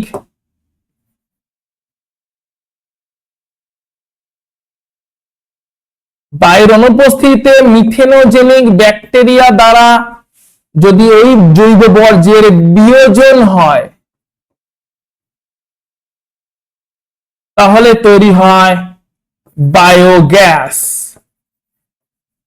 বায়োগ্যাসের, এবার বলবে বায়োগ্যাসের উপাদানগুলো কি কি বলো? মুখস্থ রাখবে বায়োগ্যাসের উপাদান। এর মধ্যে 60% গ্যাস হচ্ছে মিথেন। 60% গ্যাস কি? বায়োগ্যাসের 60% গ্যাসই হচ্ছে তোমার মিথেন, ঠিক আছে? এর সঙ্গে কিছু পরিমাণ CO2 থাকে, মোটামুটি 15 to 40% CO2 থাকে, জলীয় বাষ্পও কিছু থাকে। সো বায়োগ্যাসের উপাদান কিন্তু মনে রাখবে, এগুলো হচ্ছে বায়োগ্যাস। এবার এই বায়োগ্যাস যেটা তৈরি হলে এটা জ্বালানি হিসেবে ব্যবহার করা হবে। এই বায়োগ্যাসটাই তো জ্বালানি, যেটাকে জ্বালিয়ে তাপ শক্তি উৎপন্ন করা যেতে পারে। এবার কতটা বায়োগ্যাস তৈরি হচ্ছে, কতটা ভালো কোয়ালিটির বায়োগ্যাস তৈরি হচ্ছে, তার উপরে ডিপেন্ড করবে কিভাবে এটাকে ব্যবহার করা যেতে পারে। তাহলে আমরা ক্লিয়ারলি দেখতে পেলাম জৈব যে সমস্ত বর্জ্য পদার্থগুলো আছে, এগুলো উদ্ভিজ হতে পারে, প্রাণীজ হতে পারে, সেই বর্জ্য পদার্থ যদি বিয়োজন করে দেওয়া হয় বায়ুর অনুপস্থিতিতে মিথেনোজেনিক ব্যাকটেরিয়া দ্বারা, তাহলে তৈরি হয় বায়োগ্যাস, যেটাকে আমরা জ্বালানি হিসেবে ব্যবহার করতে পারি। ক্লিয়ার? বায়োফুয়েল কি? বায়োফুয়েল হচ্ছে বায়ো ইথানল, বায়োডিজেল, উদাহরণগুলো মনে রাখবে। এখান থেকে বায়োফুয়েল, বায়োফুয়েল এরকম ভাবে যে ফুয়েল তৈরি করা হয় বায়োফুয়েল, একটা হচ্ছে বায়ো ইথানল, উদাহরণ মনে রাখবে, বায়ো ইথানল, বায়োডিজেল,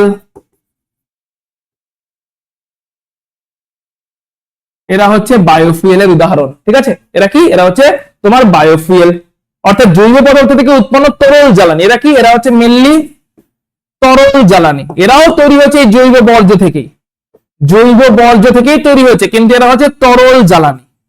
ওটা যেরকম গ্যাসীয় জ্বালানি, সেরকম জৈব বর্জ্য পদার্থ থেকে যে তরল জ্বালানি তৈরি হয়, জৈব বর্জ্য পদার্থের বিয়োজন করলে যে গ্যাসীয় জ্বালানি হয় সেটা হচ্ছে বায়োগ্যাস, আর জৈব বর্জ্য পদার্থের বিয়োজন হলে যে তরল জ্বালানি তৈরি হয় সেটা হচ্ছে biofuel, biodiesel, bioethanol.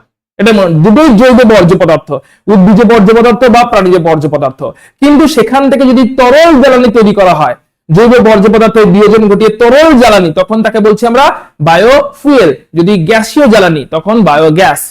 বায়োফুয়েলকে bioethanol, biodiesel, বায়োগ্যাসকে methane, carbon ডাই অক্সাইড এবং সামান্য পরিমাণ জলীয় বাষ্প। এই হচ্ছে আমাদের মেন ব্যাপার। লাস্ট পয়েন্টে চলে আসছি, যেটাকে আমরা মিথেন বলে থাকি। বায়োফুয়েল কি আমরা দেখলাম, বায়োফুয়েল এখানে আর কিছু বলার নেই। মিথেন, সো মিথেন মেনলি কোথায় পাওয়া যায়? কয়লা খনিতে পাওয়া যায়। এবং মিথেন হাইড্রেট কি? মিথেন হাইড্রেট হচ্ছে এটা কেলাসাকার কঠিন পদার্থ। মিথেন কয়লা খনিতে কোথায় থাকে? এটাকে বলে কয়লা খনির মিথেনটা কোনটা? সেটা হচ্ছে জৈব বস্তু যখন বিয়োজন হয়েছিল, দিয়ে কয়লা তৈরি হয়েছিল, তখন মিথেন গ্যাস ওই লেয়ারের মাঝখানে আটকে রয়ে গেছিল। মানে ধরলাম এই হচ্ছে আমাদের ভূপৃষ্ঠ, ঠিক আছে, এইখানে হচ্ছে ধরো অনেক ভূপৃষ্ঠ অনেক নিচে, এইখানে ধরো বিভিন্ন লেয়ারে জৈব বস্তুর বিয়োজন হচ্ছে, দিয়ে কয়লা তৈরি হচ্ছে, তাই তো?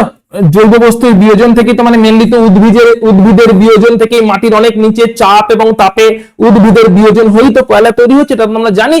তাহলে জৈব বস্তুর বিয়োজন হচ্ছে বা উদ্ভিদের বিয়োজন হচ্ছে মাটির অনেক নিচে, ভূপৃষ্ঠের অনেক নিচে জৈব বস্তু আছে, মানে উদ্ভিদগুলো আছে, মরে যাওয়া উদ্ভিদগুলো আছে। তাহলে ভূপৃষ্ঠের অনেক নিচে যে সমস্ত উদ্ভিদ চাপা পড়ে গেছে, তারা তাপ এবং চাপের প্রভাবে কয়লায় পরিণত হচ্ছে। এবার যখন কয়লায় পরিণত হচ্ছে, তখন এখানে মিথেন গ্যাসও তৈরি হচ্ছে। ওই মিথেন গ্যাস বিয়োজনে কি তৈরি হচ্ছে? এখানে কয়লা তৈরি হচ্ছে, ঠিক আছে, এখানে কয়লা তৈরি হচ্ছে।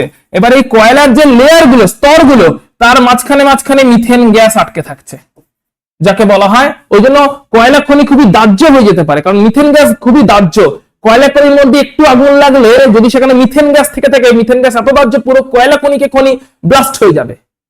খুব সাবধানে কয়লা খনির মধ্যে কাজকর্ম করতে হয়, কারণ কয়লা খনিতে এক তো কয়লা আছে, তারপরে মিথেন গ্যাস এতই দাহ্য, সামান্য পরিমাণে যদি আগুনের ফুলকি তৈরি হয়, সামান্য পরিমাণ আগুনের ফুলকি হয়তো কয়লাকে জ্বালাবে না, কিন্তু সামান্য পরিমাণ আগুনের ফুলকি মিথেনকে জ্বালিয়ে দেবে। হয়তো ভেতরে কয়লা ছিল, কয়লা একটু ঠোকাঠুকি লেগে গেছে, কয়লায় ঠোকাঠুকি লেগে গেছে, অসাবধানে একটু আগুনের ফুলকি তৈরি হচ্ছে। এইটুকু আগুনের ফুলকি হয়তো কয়লাকে জ্বালাতো না, কিন্তু ওইখানে আটকে থাকা কয়লা স্তরগুলোর মধ্যে আটকে থাকা মিথেনটাকে জ্বালিয়ে দেয়। মিথেন একবার যদি জ্বলে যায়, এত তাপ তৈরি হবে, তখন তো পুরো কয়লা খনি জ্বলে যাবে। তাই কয়লা খনিতে কাজ করা খুব কিন্তু সাবধানে কাজ করতে হবে। মিথেন তাহলে কোথায় পাওয়া যায়? কয়লা খনি স্তরের মধ্যে মিথেন গ্যাস পাওয়া যায়। যখন জৈব বস্তুর বিয়োজন হয় কয়লা তৈরি হচ্ছিল, মেনলি উদ্ভিদের বিয়োজন হয় কয়লা তৈরি হচ্ছিল, সেই কয়লা তৈরি হচ্ছিল যে স্তরের মাঝখানে মিথেন গ্যাস আবদ্ধ হয়ে থেকে যায়, এটাকেই বলা হয় কয়লা খনির মিথেন। এবার মিথেন হাইড্রেটটা কি? মিথেন হাইড্রেট হচ্ছে একটা কঠিন কেলাসাকার পদার্থ, যেটা সমুদ্রের তলদেশে পাললিক শিলাস্তরে পাওয়া যায়। এর ফর্মুলা কি? CH4 4CH4.23H2, methane hydrate. এটা আবার কি? তাহলে মিথেনটা পাওয়া গেল, মিথেন হাইড্রেট কি? 4CH4.23H2। এই একটা কেলাসাকার কঠিন পদার্থ। এটা আবার কোথায় পাওয়া যায়? এটা পাললিক শিলাস্তরে, সমুদ্রের তলদেশে পাললিক শিলাস্তরে একই রকম ভাবে এই মাঝখানে আটকে থাকে, পাললিক শিলাস্তরের মাঝে, কিন্তু সেটা কেলাস আকারে আটকে থাকে, গ্যাস আকারে নয়।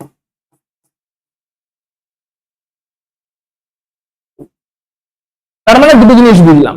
মিথেন যদি গ্যাস আকারে, যেখানে কয়লা তৈরি হচ্ছে, কয়লা তো আমরা তৈরি করছি না, মানে প্রাকৃতিক ভাবে যেখানে কয়লা আছে, অনেক উদ্ভিদ ভূপৃষ্ঠের নিচে চাপা পড়েছে, দীর্ঘদিন ধরে চাপ তাপে কয়লায় রূপান্তরিত হচ্ছে, বিভিন্ন স্তরে কয়লা তৈরি হচ্ছে।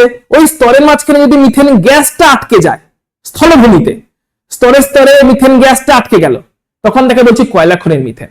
আর যদি জলভূমিতে মানে সমুদ্রের মধ্যে যখন পাললিক শিলাস্তর তৈরি হচ্ছে, যে একটা শিলাস্তর হলো, তারপর আবার শিলাস্তর হলো, আবার শিলাস্তর হলো, মাঝখানে মাঝখানে তোমার বিভিন্ন প্রাণীদের মৃতদেহ আটকে গেল, জীবাশ্ম হিসাবে আটকে গেল প্রাণীদের মৃতদেহ, একটা পাললিক শিলাস্তরের উপরে প্রাণীদের মৃতদেহ আটকে গেল, সামুদ্রিক প্রাণীদের মৃতদেহ আটকে গেল, দিয়ে আবার পরের শিলাস্তর তৈরি হলো। এরকম করে শিলাস্তরের ফাঁকে ফাঁকে যখন মিথেন গ্যাসটা থাকে, তখন সেটা গ্যাস হিসেবে থাকে না, তখন সেটা একটা কেলাসাকার কঠিন পদার্থ হয়ে যায়। তার ফর্মুলা হয় 4CH4.23H2O, মানে একটা কেলাস তৈরি হয় যেখানে মিথেন গ্যাস এবং জল একসাথে একটা কঠিন পদার্থ রূপে অবস্থান করে। মিথেন গ্যাস, জল ও তরল, কিন্তু তারা একসাথে একটা কঠিন পদার্থ রূপে অবস্থান করে। এটাকে বলা হয় মিথেন হাইড্রেট। সমুদ্রের পাললিক শিলাস্তরে পাওয়া যায়। পুরো চ্যাপ্টারের ওভারঅল কনসাইজ ভিউ তোমাদের দিয়ে দিলাম। আশা করি এরপরে এই চ্যাপ্টার থেকে কোনো ডাউট থাকার কথা নয়। এবারে তোমাকে বইটা পড়তে হবে। পুরো একটা তো থরো একটা রিভিশন আমাদের হয়ে গেল পুরো চ্যাপ্টারটার ব্যাপারে, থরো একদম ক্লিয়ার কাট থরো একটা রিভিশন হয়ে গেল পুরো চ্যাপ্টারের ব্যাপারে। এবার তোমাদের কাজ হচ্ছে বইটাকে thoroughly line by line reading করে ফেলা এবং বইয়ের অনুশীলনীর প্রশ্নোত্তর গুলো যতটা পারা যায় নিজে নিজে প্র্যাকটিস করে ফেলা। তুমি ছায়া প্রকাশনী বই পড়ো, সাঁতরা পড়ো, প্রান্তিক পড়ো, যে প্রকাশনী বই পড়ো না কেন, পুরো কনসেপ্টটাকে নিয়ে, যেহেতু পুরো জিনিসটা মাথায় ঢুকে দেখো, বেশি করে লম্বা ক্লাস হয়নি কিন্তু 1.5 ঘন্টা মতন ক্লাস হয়েছে। এই 1.5 ঘন্টা ক্লাসে যা যা শিখলে এই পুরোটাকে তোমাকে এবার বইটা থেকে লাইন বাই লাইন রিডিং করে ফেলতে হবে এবং সঙ্গে সঙ্গে মানে রিডিং করে ফেলতে হবে এবং সেখান থেকে প্রিপারেশন করে নিতে হবে। মানে রিডিং পরে একদম ক্লাস শুনেছো, এবার সঙ্গে সঙ্গে যদি বইটা পড়ো না তাড়াতাড়ি মাথায় ঢুকে যাবে। তাহলে বইটা পরে একদম প্রিপারেশন কমপ্লিট করে নিতে হবে, রিডিং পরে ভালো করে রেডি করে নিতে হবে এবং রেডি করে তোমাকে সঙ্গে সঙ্গে অনুশীলনের প্রশ্নোত্তরগুলো একটু বাড়িতে নিজের মতন করে সলভ করে ফেলো। অনুশীলনী প্রশ্নোত্তরের কোশ্চেনগুলো সলভ করে নিতে পারো নিজে নিজে। এমসিকিউ যেগুলো আছে, সত্য মিথ্যা আছে, ফিল ইন দ্য ব্ল্যাঙ্কস আছে, শূন্যস্থান পূরণ যেগুলো আছে, ঠিক আছে, এমসিকিউ, সত্য মিথ্যা, শূন্যস্থান পূরণ, ম্যাচ দ্য ফলোইং মানে মানে স্তম্ভ মেলানো, যেগুলো এই স্তম্ভের সঙ্গে ওই স্তম্ভ মেলাও, এই সমস্ত যত রকমের প্রবলেম, বিশেষ করে যেগুলো এক কথায় উত্তর দাও, এই যে ছোট ছোট প্রবলেম গুলো আছে সেগুলোকে সলভ করে ফেলো।